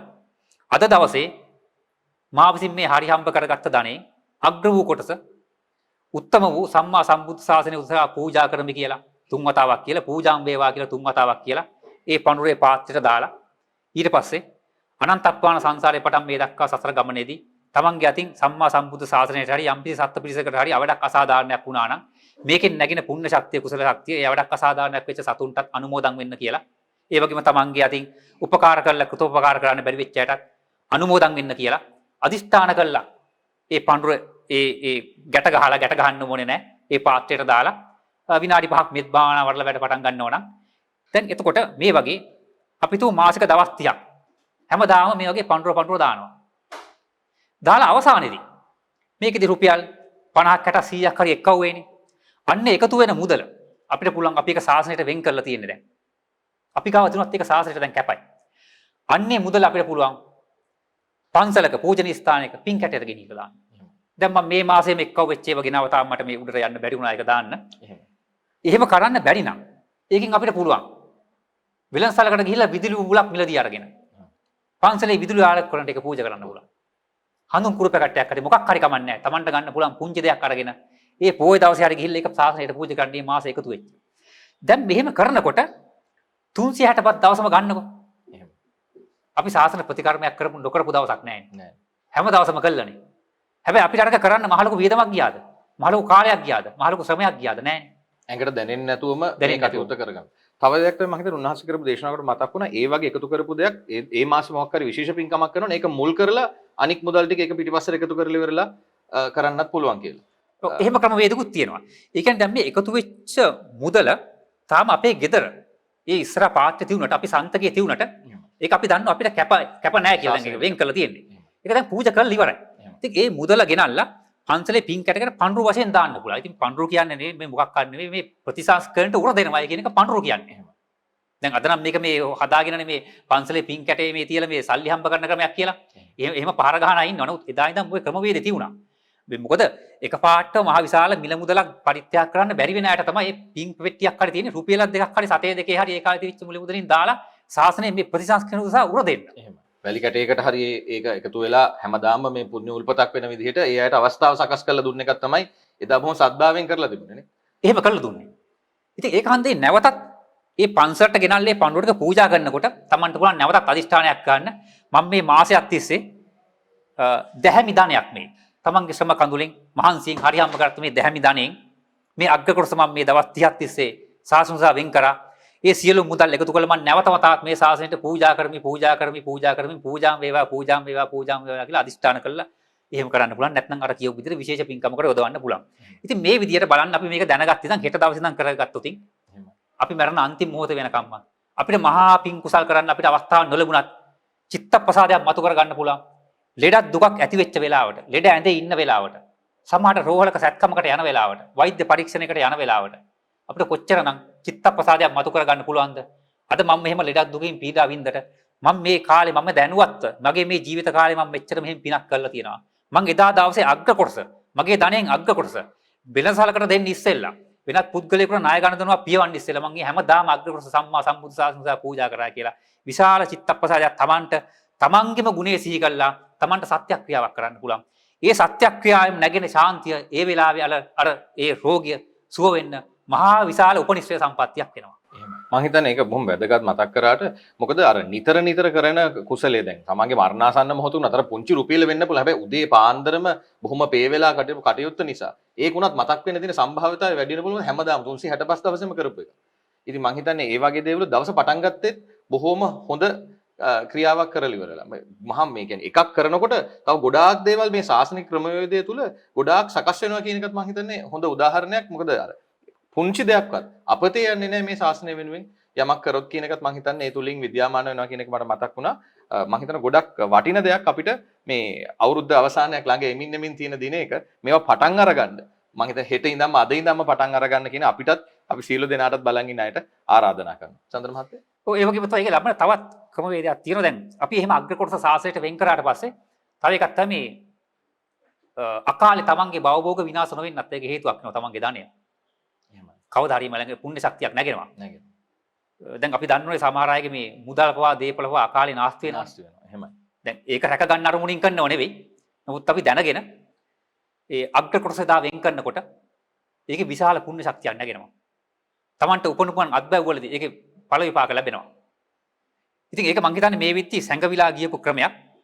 ඔක බාහිර කහාඳුන් මතු කරපු එක්තරා ධර්මකාරණික තමයි මතු කරගත්තේ. අර හුඟක් අය මාසේ අන්තිමට අපි ධනෙන් අග්ග කොටස වෙන් කරාට ඒක හැමෝටම කෙරෙන්නේ නැහැ. කරන්නත් බෑනේ. හුඟක් දුප්පත් ඇහැට එහෙම දෙන්නත් නැහැ. ඒව දෙන ක්‍රමවේදේ තේරෙන්නේත් නැහැ. ඉතින් මාසයක් බලන් ඉන්න එපා. ඉතින් මේ ක්‍රමයට දුප්පත් පොහොසත් කියලා නැහැ. හැමෝටම පුළුවන්. සමහරට 750 රුපියලක් වෙන්න පුළුවන්. කිසි ගැටලුවක් නැහැ. මෙතන මේ භෞතිකව තියෙන මේ ධනස්කන්ධේ වටිනාකම නෙවෙයි තීරණය වෙන්නේ මේ චිත්ත ප්‍රසාදයේ මෙතනදී වටිනාකම. මම හිතන්නේ මේ කාරණාව ගොඩක් වැදගත්තර නිරන්තරයෙන්ම ධර්ම අවබෝධ Tamanට තියෙන ධර්ම අවබෝධය එහෙම නැත්නම් ඒක තව වැඩි දියුණු කරගෙන ඒ කරනකොට අරමුණු හරියට පිහිටව ගන්න එක වරද්ද ගන්න නැතුව මේකේ මූලික අරමුණ හරියට අරගෙන ඉවර වෙලා කරන එකත් මම හිතන්නේ නැවත මතක් කරනවා. මොකද නැත්නම් අර ස්වභාවය තියෙන්නේ අනේ මට ලැබේවා එහෙම නැත්නම් මේ ප්‍රශ්නේ විසඳේවා. ඕකනේ අපිට මොකද යදලා පුරුදු වෙලා කාලයක් යනකොට දේවාල වලට පුරුදු වෙලා මේ ආදි වශයෙන් අර ටිකක් පුරුද්ද වැඩි වෙලා තියෙන මේ පැත්තට. මම හිතන්නේ එහෙනම් අපි නැවත මතක් කරනවා. මේ ධර්මය ශ්‍රවණය කරලා මේ චන්ද්‍ර මහත්මයා මතක් කරා වගේ හරි විදිහට අදිෂ්ඨානය තියලා ඉවර වෙලා මූලික පරමාර්ථයන් හේතුඵල වශයෙන් ඉතුරු ටික කොහොමද සිද්ධ වෙයි. හැබැයි මූලික පරමාර්ථ විය යුත්තේ මේ ගණදුණු ටික ගෙවාගෙන යන කාරණාවට අවශ්‍ය කරන තියෙන තමන් අවබෝධ ප්‍රමාණයට නේ චන්ද්‍ර මහත්තයා. හිත තියලා මේක කරන්න. එතකොට තමන්ට ඒ කරන මූලික ප්‍රනීත ප්‍රතිඵලයත් අනිත් ටිකත් ඒ සමග සකස් වෙයි කියන එක මතක් කරනවා. ඒක ඉතින් නිතර කරේ මේක ආසේවනය කරනකොට අපි අර කිව්ව දැන් හුඟක් වෙලාවට අපි දැන් මේ වෙද්දි ලංකාවේ රෝහල් රෝගීන්ගෙන් පිරීලා. එහෙමයි. ඔතන ඉතින් පණ අදින රෝගීනු සෑහෙන්නේ නැති. එහෙමයි. ඉතින් මේ වගේ මේ දවස ගානේ මොන හරි පින්කම් කරලා ඒව සිහි කරනකොට මේ ලෙඩ රෝගේ මේ කර්ම වේග දුරු වෙලා ඒ ලෙඩ සනීප වෙන්න ඉතා ඉක්මනට බලපානවා. ලෙඩ සුව කරගන්න අරමුණින් නෙවෙයි මේකේ වටිනාකමක දැනගෙන කරනකොට ඒ ලෙඩ රෝගේ කොහොමත් ඒකට දාලා කර්ම වේග ගෙවෙන්න හේතු වෙනවා. ඒකයි ඉතින් මේ සැඟවිලා තියෙන ක්‍රමවේද අපි පුළුවන් තරම් මේ මතු කරලා දෙන්න. මේව තව තවත් කාලයක් යද්දී අපි මේව නොකියුවොත් මේව සංග්‍රහවල සටහන් නොකරොත් මේව මෙහෙම මේ උන්වහන්සේ මතු කරපු දේවල් ඉතා ඉක්මනින් මේව යට යන්න පුළුවන්. ඒ නිසා තමන්ගේ ගෙදර ඉන්න ඒ දුවා දරුවන්ට පොඩි අයට කවන්නේ තමන්ගේ ඒ යාළුවන්ට කියන්න මෙන්න මෙහෙම ක්‍රමවේද තියෙන මේ සම්මා සම්බුද්ධ ශාසනය යට ගියපු. ඉතින් මං හිතන්නේ මේ ගෙදර ඉන්න පොඩි දරුවෙකුට 750 රුපියලක් හොයාගන්න බැරි කමක් නැහැ නේ. ඒ අය බොහොම කැමති මේ වගේ දේවල් කරන්න. මේ ગાත කියලා වඳින්න මේවට අකමැති බණ භාවනා කරන්න අකමැති අයට මේවා හරි පහසු හරි මේ එක පැත්තකින් යන අර විනෝදාංශ වගේ අපි කියන්නේ. හරි කැමැත්තෙන් කරන පුංචි දරුවෝ මේවා. සතෙකුට අර කියු වගේ කන්න දෙන එක. මේ වගේ සාසනයට පඳුරක් ගැට ගහන්න කිව්වොත් මේ පුතා අර ගිහිල්ලා මේ සුපියල ඒකාසි අරගෙන ගැට ගහලා පාත්‍රය හරි කැමැත්තෙන් කරනවා. ඉතින් එම නිසා මේ කර්ම දෝෂත් එක්ක උපදිලා ඉන්න මේ සත්වයන්ට මේ ක්‍රමයෙන් ගෙවාගෙන ඒ කර්ම දෝෂ ගෙවාගෙන මේ සසර ගමන කෙලවර ගන්න තියෙන මහා විශාල ක්‍රමවේද තෝගයක් මේ ශාසනයේ යට ගිහිල්ලා වහර කහාන්නු මතු කරලා දීලා තියෙනවා. ඔය ඊට ක්‍රමවේද කීපයක් විතරයි කිව්වේ අපි. තව ඔය වගේ හුඟක් දේවල් තියෙනවා. එහෙමයි. මම හිතන්නේ අර දෙමව්පියන්ට විශේෂයෙන් වැඩිහිටියන්ට වගකීමක් තියෙනවා. මම හිතන්නේ මම ඊයේද කොහෙද බණක් අහන ලොකු හාමුදුරුවෝ හොඳ වචනයක් පාවිච්චි මහමීහරක යන පැත්තට තමයි පැටවු ටිකක් යන්නේ කිව්වා වගේ.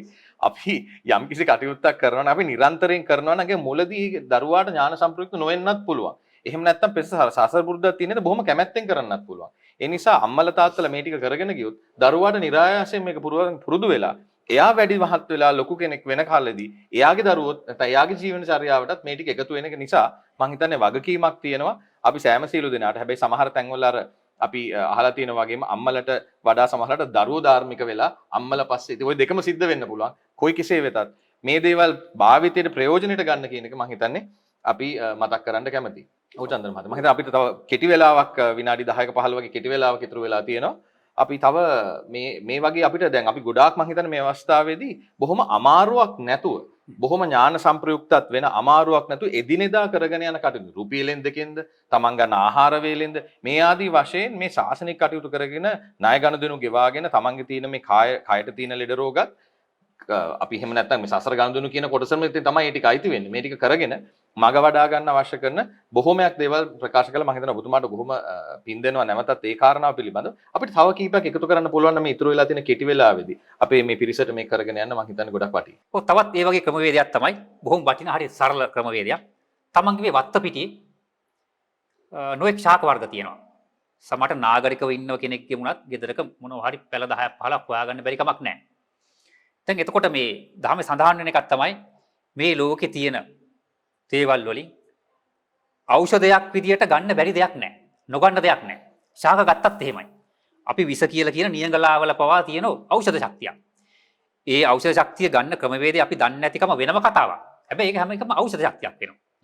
එම නිසා මේ තමන්ගේ වත්තේ පිටියේ තියෙන යම් ශාක වලින් හැම ශාකයකින්ම ඒ වගේ රෝගියෙක් ඉන්නවා නම් පුළුවන් මාසික සැරයක් දෙකක් හරි කමන්නේ. තමන්ට ඊට ලැබෙන විදියට ඒකේ දළු කොටසක් හරි හැම එකෙන්ම කොලයක් කඩාගෙන ඖෂධ වට්ටියක් සකස් කරන්න පුළුවන්. ඕනම කොලයක් ගන්න පුළුවන් මේකට. මල් ගහක කොලයක් හරි කමන්නේ. අඹ කොලයක් පුළුවන්, කොස් කොලයක් පුළුවන්. අරගෙන ඒක පිරිසුදු කරලා ඖෂධ වට්ටියක් හදන්න. ඒ වට්ටිය හදලා එතකොට තමන්ගේ අර වත්තේ පිටියෙන්ම ගන්නකොට ඒකේ විශේෂත්වයක් තියෙනවා. ඒ භූමි වලට අරක් කියන බැඳිලා හැඳිලා හිටපු අමනුස්ස බාහිර දේවතාදී කොටස් පවා ඒකට සහ සම්බන්ධලා අනුමෝදන් වෙනවා. ඒයටත් ඒ පින් කටයුත්ත සම්බන්ධ වෙන්න පුළුවන්. අන්න එහෙම ඖෂධ වට්ටියක් තමන්ගේම අතින් හදලා තමන්ම වෙහෙස මහන්සි වෙලා ඒක බුද්ධ ප්‍රමුඛ මහා සංඝයාට පූජා කරන්න. ඒ පූජා කරනකොට අවශ්‍ය නම් අපි හිතමු කෙනෙකුට පේතක් හේතක් මිලදී ගන්න ක්‍රමයක් නැත්නම් ඔය වගේ කොළ ටිකක් එකතු කරගන්න පුළුවන් බැරි කමක් නැහැ නේ. එහෙම හදාගන්න. ඒ වගේ මේකට හැකියාවක් තියන අය ඉන්නවනම් මේ හදලා වෙනද පොලේ විකුණන්න තියෙන ඖෂධ කමන්නේ ගත්තට අපි හිතමු ඔය දේශීය ඖෂධ වර්ග එහෙම තියෙන්නේ ආලේපන වර්ග. ඒ වගේ තමයි වහරක හාන්දුගේ පාද අපි නම් මම සාමාන්‍යයෙන් කරන්නේ වගේ ඖෂධ වට්ටියක් පූජා කරනකොට ඒ කොළ වලට අමතරව ඒ වහරක හාන්දුවේ සමාධියෙන් මත කරුවේ බේත් හේතුත් එම දාලා ඖෂධ වට්ටිය හදලා ඒක සාංගික කරනවා. සාංගික කළා භික්ෂුන් වහන්සේ නමක් සම්බන්ධ කරලා සාංගික වාක්‍ය කියලා සාංගික කළා උන්වහන්සේට කියලා කෙටි අනුමೋದනාවක් කරගන්න. මේක මේ ඇති වෙලා තියෙන කර්ම වේග දුර වෙලා ඩෙඩ රෝග වලට ප්‍රත්‍ය වෙලා ඩෙඩ රෝග සුව වෙන්න ඊ타ත්ම ප්‍රබලතා ප්‍රතිකර්මයක්. තමන්ගේම වත්ත පිටියේ තියෙන ශාක පැලෑටි වල තියෙන කොළ එකතු කරලා ඖෂධ වට්ටියක් හදලා පූජා කරන එක. ඒක දවස ගානේ නෙවෙයි තමන්ට ලැබෙනවා නම් මාසයකට එකක් හරි කරන්න. ඒ වගේම තමයි තමන්ගේ ගමේ ඉන්න පන්සලේ හාමුදුරුවන්ට ඔය දැන් ඔය හාමුදුරු මතු කර වහරක හාමුදුරු මතු කරමු බෙහෙත් තියෙන හුඟක් දේවල් පොදුවේ පරිහරණය කරන්න පුළුවන් දේවල්. උදාහරණයක් විදිහට ප්‍රාණ වර්ධන තෛල, ස්නායු තෛලය, සීස රෝග නසන තෛලය. ඒ වගේම තැල්මාලේප වගේ හුඟක් දේවල් තියෙනවා. ඖෂධ 40ක් 50ක් විතර පුළුවන් හොයාගන්න. අන්නේ ඖෂධ අරගෙන ප්‍රායෝගිකව එදිනෙදා වටිනා කියන ඖෂධ තියෙනවා. එහෙම. ඕනම භික්ෂුන් වහන්සේ කෙනෙකුට වෙන්න පුළුවන් උපාසක මාත්‍ර පරිහරණය කරන්න පුළුවන් දේවල්. අන්නේ ඖෂධ හදලා වෙනම වට්ටියක් හදලා ඔය පොය අවුරුද්දකට හරි කමන්නේ. සිංහල අලුත් අවුරුද්දකට හරි කමන්නේ. තමන්ගේ පන්සලේ හාන්තුවට ගිහලා පූජා කරන්න. එහෙම.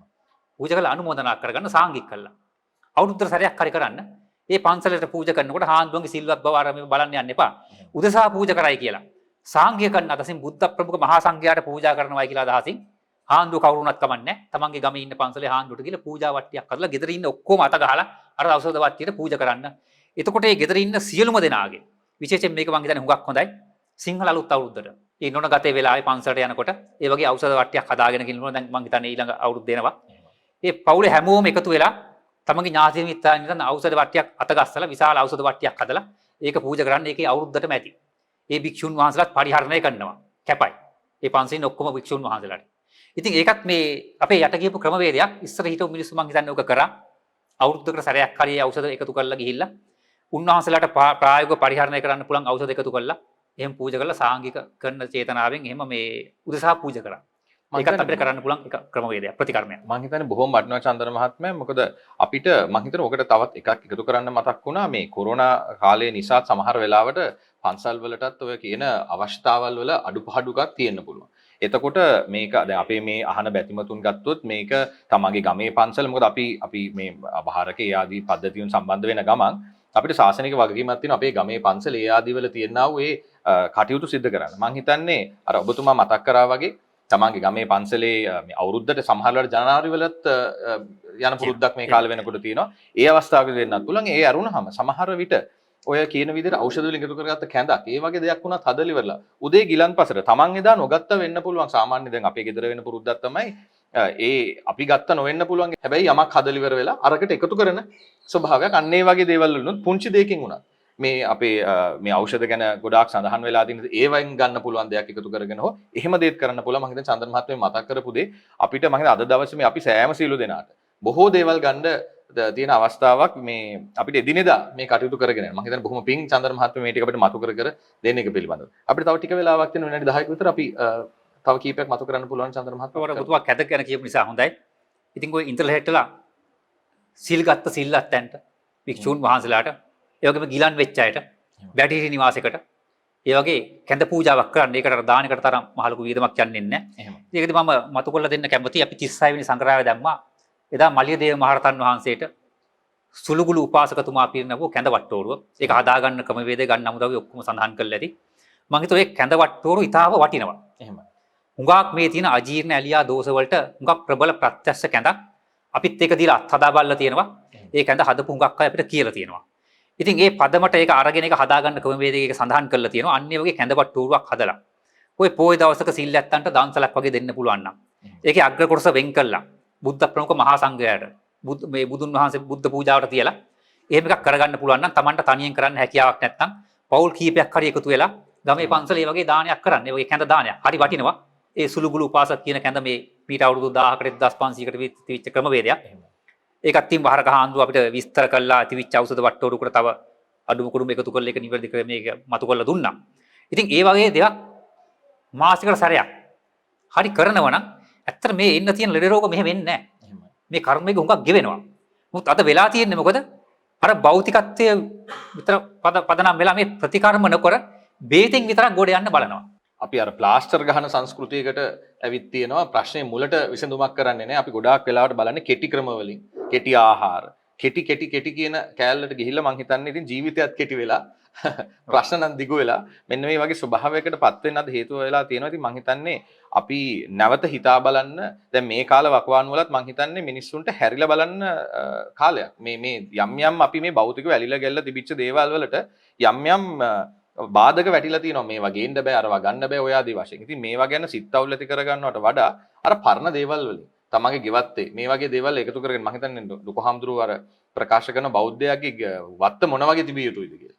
ඔන්න ඔය වගේ දේවල් ගැන මම හිතන්නේ හිතලා බලලා මේ කොටසුත් එකතු කරගෙන මේ කාලවකවානුව Tamanට හැරෙන්න වෙනස් වෙන්න මග වඩා ගන්න අවශ්‍ය කරන පරිසරය හදා ගන්න හම්බ වෙච්ච අවස්ථාවක් කියලා මං හිතන්නේ අපිට හිතර ගන්න පුළුවන් උනතර මානසිකන වික්ෂිප්තයත් මේ සඳර මහත්තයා අඩුවේ. මොකද මේ දවස්වල අපි බැලුවොත් මිනිස්සු බොහොම මේ නිකක් අමාරු තත්වයක, කියන්නේ මේ ආදායම් පැත්තෙන් විතරක් නෙමෙයි මනසෙන් හදාගත්ත කොටස තුලත් ඉන්නවා. මම හිතන්නේ ඒක ධනාත්මකව දැකලා ඉවර වෙලා වෙනස් වෙන්න පුළුවන් නම් ඒකටත් අපි යමක් එකතු කරන්න පුළුවන් වුණත් හොඳයි කියලා හිතනවා සඳර.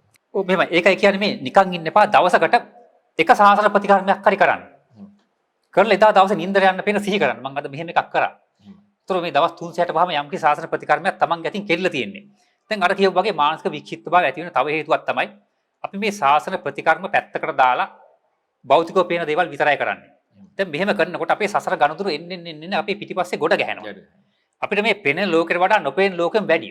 ඒ වගේ ගනුදෙනු කාර්යය තමයි විශේෂයෙන්ම දැන් මේ වෙද්දි වුණත් ඔය රෝගීන් වට කරගෙන ඉන්න එකයි සනීප වෙන්න දෙන්නේ නැහැ. මොකද ඒගොල්ලෝගේ ගනුදෙනු පියවනකම් ඒ গুপ্ত ලෝකින් අමනුස්සාදීන් ඒ පුද්ගලයා සනීප වෙනවට කැමති නැහැ. ඒ ගනුදෙනු පියවනකම්. ඉතින් ඒකට බාධා කරනවා. නමුත් ඒක දකින්නේ නැහැ. ඊට වෛද්‍යවරුන්ට පේන්නේත් නැහැ, ඉන්න හේද නිලධාරීන්ට පේන්නේ නැහැ, උපකරණ වලට අහු වෙන්නේත් නැහැ. ඉතින් ඒක තමයි මේ පෙනෙන උත්තරමය දැකලා ලෝකේ සත්‍ය යථාර්ථය දැනගත්ත ශ්‍රමණ බ්‍රාහ්මනාදීන් විසින් මේක පෙන්눔 කරලා දුන්නට පස්සේ නැන නුවණක් තියෙන මේක තේරුම් ගන්න ඕන. මේ කියන්නේ බොරුවක් නෙවෙයි කියලා. ඉතින් ඒකත් තේරුම් ගන්න නැතුව ඒකට පයින් ගහන්න ඉතින් ඒ හේතු නැති අහේතුකය. ඒක ඉතින් අපිට කරන්න දෙයක් නැහැ. ඒ වෙලාවදී අපි උපේක්ෂා වෙන එක ඇරෙන්න අපිට බලෙන් මේක කාටවත් කියන්න බෑ. ඉතින් මේ කියන දේත් ඒකයි හේතු වාසනා තියෙන අය නැන නුවණක් තියෙන අය අපි කිව්ව පළියට පිළිගන්න එපා. මේක හොඳින් විමර්ශනය කරලා බලලා අත්දැකීම් ලබා ගන්න. Tamanටම අත්දකින්න ලැබෙවි මේ කියන ක්‍රමවේද බොරු නෙවෙයි කියලා. අපි අතර එහෙම ඕන්තරම් ඉන්නවා මේ කියපු සාසන ක්‍රමවේද අනුගමනය කළා. ඒ අර තිවිච්ච මහ කලහකාරී මහ දැඩි දුක්ඛ දෝමනස්ස තත්ත්වයන් ඒ ශරීරයේ තිවිච්ච දැඩි දාහ ගති දුරු කරගෙන මේ සාසන ප්‍රතිකර්ම නිසා ගොඩ ගියපු අයද අපි දන්න උඟක් පිළිස එහෙම ඉන්නවා අපි අතරේ. මම හිතන්නේ උන්වහන්සේගේ ගිහි කාලයත් ඉන්පස්සේ උන්වහන්සේ පැවිදි වෙලා හිටපු කාලය තුලත් මහා පිරිසකට ඒ සිත සලසන්න සහ ඒ ශාසනික ප්‍රතිකර්ම සහ අර කිව්වා වගේ ඖෂධ ප්‍රතිකර්ම මුල් කරගෙන මේ ශාසනික ගුණය දහම මතු කරගන්නත් උන්වහන්සේ දාලා දුන්න අඩිතාලම මම හිතන්නේ අපිටත් ඒ මට්ටම් වලින් තමන්ගේ ගෙවල් දොරවල් වල තමන්ගේ නෑදෑ හිතවතුන් අතර මේ කටයුතු කරගෙන යන්න පුළුවන්. අර කිව්වා වගේ සමහර විට තමන් එක්ක ඉන්න කෙනාට මේ ගොඩාක් අවබෝධ නොදෙලා ඒක අතගහලා හරි මේක සම්බන්ධ කරගන්න පුළුවන්. මොකද අපේ සංස්කෘතියේ තියෙනවා කොටසක් තියෙනවා. මම හිතන්නේ අපිට ඒ ටික තරමක් හරි ඉතුරු වෙලා තියෙනවා. අර යම්කිසි අපි කරොත් යම් පින්කමක් කළොත් ඒකට අර අපි කියන්නේ එක දාලා යන්න හරි සම්බන්ධ වෙනවනේ. අදහස ලොකුවට නොතිබිලා තියෙන්නත් පුළුවන්. නමුත් ඒකට අතගහලා හරි ඒ වගේ අයටත් අපිට මම හිතන්නේ උපනිශ්‍රයක් දෙන්න පුළුවන් වෙයි. මොකද සංස්කෘතිය තුල තාම ඒ ටික ඉතුරු වෙලා තියෙනවා. සහ මම හිතන්නේ මේ දහම හොයන දහම වඩන පිරිස වැඩි වෙන්න කාලයානුරූපව සම්මතේ නැවතත් අර තිබුණා වූ හැඩයට යම්කිසි විදිහකට කියන්නේ බෞද්ධ කියන පරමාර්ථ හැඩයට එන්නා වූ එකකට කාලයානුරූපව සකස් වෙයි කියන එක මම හිතන්නේ හේතුඵල වශයෙන් අපිට කියන්න පුළුවන්. ඒක අපේ ජීවිත කාලේ වෙයිද නැත්නම් දරුවන්ගේ ඊට එහා කාලවල වෙයිද කියන එක අපිට සම්මතය නැවත පරමාර්ථයට අක්වා සකස් වීම. හැබැයි මම හිතන්නේ අපිට කරන්න තියෙන්නේ ඒකට අවශ්‍ය කරන තමන්ගේ වපසරිය තුල කලියුත්ත කරාන.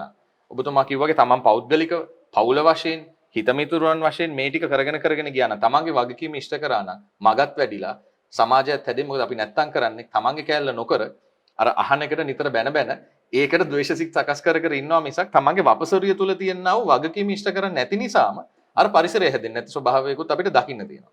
මම හිතන්නේ අද අවස්ථේ අපි මේ කතා කරගත්තු දේවලුත් ලොකු හාමුදුරුවෝ ඇතුළු අපේ මේ භික්ෂුන් වහන්සේලා ගිහි පිරිස් මේ මතු කරලා දෙන දහම් කටයුතුත් එකතු කරගෙන තමන්ගේ වගකීම වපසරිය මොකක්ද ඒ වගකීම කියන එක තමන්න තෝරගන්න පුළුවන්. නිවන් දැකීම තුල කියන එක ප්‍රධාන කරගත්තා නම් ඒ තුලත් ඊට මෙහා ගත්තා ඒ කොටස කරා නම් අනික් අයගේ යුතුයකම් ටික ඉබේම පිරෙන සමාජයක් තුල මම හිතන්නේ ලංකාව යම්කිසි නැවතත් දහම මූලික කරගත්ත තැනකට යන්නේක අයි කවුරුදු 50ක්ද 60ක්ද 100ක්ද කියන එක අපිට කියන්න බැරි වුණත් ඒ මග යන්න අවස්ථාව හැදේ කියන එකත් මම හිතන්නේ මේ අවස්ථාවේ අපිට මතක් කරන්න පුළුවන්. නේද චන්ද්‍රමහා? ඔය ඇත්තටම දැන් මේ කාරණා ටික දැන් අද මේ වෙද්දී අහගෙන ඉන්න පිරිස බොහොම සුළු පිරිසක් වෙන්න පුළුවන්. ඉතින් මම කියන්නේ මේ ප්‍රතිකර්ම හරි සරල පහසු දේවල් මේව හෙටිනම්ම පටන් ගන්න ඕන. තමන්ගේ ඥාතිත මිත්‍රාදීන් අතරේ ටික මේක සමාජගත වේවි. ඒක මේ තමන්ගේ ගෙදර ඉන්න මේ පාසල් යන ළමයින්ට මේක කියලා දෙනවා නම් ඒ ළමයි ගිහිල්ලා තමන්ගේ යාළුවන්ටත් මේක කියාවේ. ඒ යාළුවොත් ගිහිල්ලා ගෙවල් වල කියලා ඔක මම හිතනවා යම් කිසි අවුරුද්දක් දෙකක් තුනක් හරි යද්දි මේක එක්තරා මට්ටමකට ව්‍යාප්ත වෙවි. ඉතින් අපිට මුළු ලෝකයක් හදන්න බැරි වුණත් මුළු රටක් හදන්න බැරි වුණත් හැදෙන්න පුළුවන් පිරිසක් ඉන්නව නම් අපිට පුළුවන් කරන්න පුළුවන් හරියක් තියෙනම් අපිට පුළුවන් ප්‍රමාණයෙන් අපි ඒ ප්‍රමාණය කරනවා නම් ඒකත් මේ විශ්වයේ මේ වෙද්දි තියෙන අසුද්ධතාවය සුද්ධ බවට පත් කරන ලොකු පිටිපහලක් වෙනවා. ඉතින් ඒකට මේ ඉන්න හැමෝටම දායක වෙන්න පුළුවන්. ඒකට කෝටිපතියෙක් වෙන්න ඕනේ නැහැ. මහා දැනුගත්තෙක් වෙන්න ඕනේ නැහැ. මහා දේපලක් තියෙන්න ඕනේ නැහැ. හරි සරලයි. මේ බුද්ධ ශාසනය කියන්නේ මේ පොඩි එකාගේ පටන් තුන්කුදු මහල්ලා දක්වාම පින්දහම් කරගෙන ඒ වගේම මහා කෝටිපතියෝ වෙන්න ඕනේ නැහැ. හිඟන්නටත් මේ ශාසන ප්‍රතිකාර අනුගමනය කරලා මේ සසරින් ගොඩ යන්න පුළුවන් ශාසනයක් තමයි බුද්ධ ශාසනය කියන්නේ. අපි මේක අද හදාගත්තට එක්තරා පිරිසකට මේක සීමා වෙලායි කියලා. එහෙම එකක් නෙවෙයි බුද්ධ ශාසනය කියන්නේ. ඉතින් ඒ වහරක හාන්දුව ඒ මතු කරපු ක්‍රමවේද අපිට මතකයි. ඒ කාලේ පවා ඔය මේ ඇඟේ මේ වරහල්ලක් නැති අය පවා මේ ක්‍රමවේද කියලා දුන්නට පස්සේ ඉන්නට අඳින්න වස්ත්‍රයක් නැති අය පවා එහෙම මේක තේරුම් අරගෙන සාදුකාරයක් දීලා උන්වහන්සේ පස්සේ සමාධිගත බලලා තියෙනවා. ඒ මරණයට පස්සේ ඉතින් සුගතිගාමී වෙලා යම්කි යහපත් තැනක ඉන්නවා. ඒ පොඩි හරි මේ සසරේ ලැබිච්ච හේතුවකින් අර අවස්ථාවක් ලැබිලා ඒකට සාදුකාරයක් දීලා මේක පැහැදිලි කරලා දීලා මෙන්න මේ අවස්ථාවට මෙහෙම සම්බන්ධ වෙන්න කියලා. හැබැයි ඊට කලින් ඒක දැනගෙන හිටියේ නැහැ. මම හිතන්නේ අර කිව්වා වගේ මහා පින් ගලන කුසල් ගලන උල්පතක් ශාසනය කියලා කියන්නේ. ඒ නිසා ඒකට සහසම්බන්ධ වෙලා මේ කටයුතු කරගන්න හැමෝටම අර ඔබතුමා කිව්ව එක මම හිතන්නේ නැවතත් අපි තීව්‍ර කරන ගමන්. මොකද අද අපි මේ අපේ සම්මත බෞද්ධයා තුලත් අනික් පිරිස තුලත් අනුන්ගේ ඇදය දැකලා ඉවර වෙලා එහෙම නැත්නම් අද ගත්තොත් අපි ඒක රජයේවල් පිළිබඳ වෙන්න පුළුවන් ආයතනවල පිළිබඳ පුළුවන් බොහෝසේ දැඩිසේ විවේචනය කරමින් කටයුතු කරන කාලයක තමන්ගේ වගකීම් ඉෂ්ට කළා නම් අවබෝධය තුල ඉඳගෙන මේ ප්‍රශ්න ටික විසඳන ගමන් තමන්ට අර ප්‍රනීතය කරා යන්න අවශ්‍ය කරන පරිසරය සකස් වෙනවා. මම හිතන්නේ ඒ නිසා චන්දන මහත්මයා අපිට ඉතුරු වෙලා තියෙන අවසාන විනාඩි 5. ඒ නිසා ඔබතුමාට මේ කරුණු සම්පින්දනය කරගෙන අපේ මේ බැතිමතුන් වෙනුවෙන් එකතු කරන්න තියෙන අවසාන කොටස එකතු කරලා අපි වැඩසටහන ඉවර කරමු. කෙටියෙන්ම කියනවා කියන්නේ මෙහෙමයි. තමන්ගේ යම්කිසි දේපලක් වස්තුවක් සතෙක් වෙන්න පුළුවන් හානි කරොත් ඒකට දෙස් දෙවල් තියන්න එපා, සාප කරන්න එපා. ඒ සාපේ පොඩි පහේ නෑ. සතෙක් වෙනුවෙන් වුණත් අපි සාප කරායි කියන්නේ මේ සතා කෑව කියලා. ඒක දසසක් වලට විතරක් නෙවෙයි දසදහසක් වලට ගිහිල්ලා විශ්වයේ විස කළා. ඒ ගතිය තියෙන තවත් සත්වයකින් නරක වෙන්න බලනවා. අපි මේ විස කිරන නිකුත් කරොත් ඒ විශ්වයට ඒ ගතියට දාලා මේ සත්වෝ විශ්වයේ කොහේ හිටියත් ඒ අයගේ ඒ ගති දූෂ්‍ය වෙන්න එක බලපානවා. එම නිසා අපේ දෙයකට යමක් හානි කරොත් මනුස්සයෙක් වෙන්න පුළුවන් සතෙක් වෙන්න පුළුවන්. අපි තේරුම් ගන්න ඕන අපේ කර්ම වේගයක් ක්‍රියාත්මක වුණා. ඒ වෙන්න තියෙන දේ වුණා. එහෙම තේරුම් අරගෙන සතෙක් තමන්ගේ දෙයක් කෑවත් කමන්නේ. ඒ සතෙකුටත් කොටසක් වෙන් කරන්න. ඒ කාපුතේ වෙන් කරන්න. ඒකයි ඒ සතා මරලා පණුවෙක් නම් ඒ පණුවක් දෙකට කපලා එකක් කපලා දාලා ඒක සුද්ධ කරලා ගන්න එපා. ඒ සමහර වෙලාවට මේ බෙහෙත් වලට ගන්න ඒව තියෙනවා සත්තු කාපු ඒක නෙමෙයි මේ කියන්නේ. ඒ සතු කෑවට අපි සමහර වෙලාවට දකින්නේ සතේ වුණත් ඒ තමන්ගේ තියෙන දේපලේ මොකක් හරි ගහක් ගෙඩියක් කෑවට පස්සේ ඔක්කොම සත්තු මරන්න වනසනවා ඒක. එහෙම දේශයක් ඇති කරගන්න එපා. පොඩි නෑ සතෙක් වුණත් මැරෙන්න එහෙම චේතනාවක් හටගත්තයි කියන එක මේ මුළු විශ්වය දූෂ්‍ය වෙන්න පුළුවන්. ඉතින් එම නිසා හැමතිස්සෙම තමන්ට වචන වලින් ප්‍රකාශ කරන්න බැරි නම් හිතින් හරි ප්‍රකාශ කරන්න යහපතක් වේවා කියලා. අභිවෘද්ධියක් වේවා කියලා. සතෙකුට වුණත් කමන්නේ නෑ. තරහකාරයෙකුට වුණත් කමන්නේ නෑ. මූන්ට කියන්න බැරි නම් එරෙව්වත් කමන්නේ නෑ. යමින් ගමන් ඉඳලා යහපතක් හරි වේවා කියලා කියන්නේ.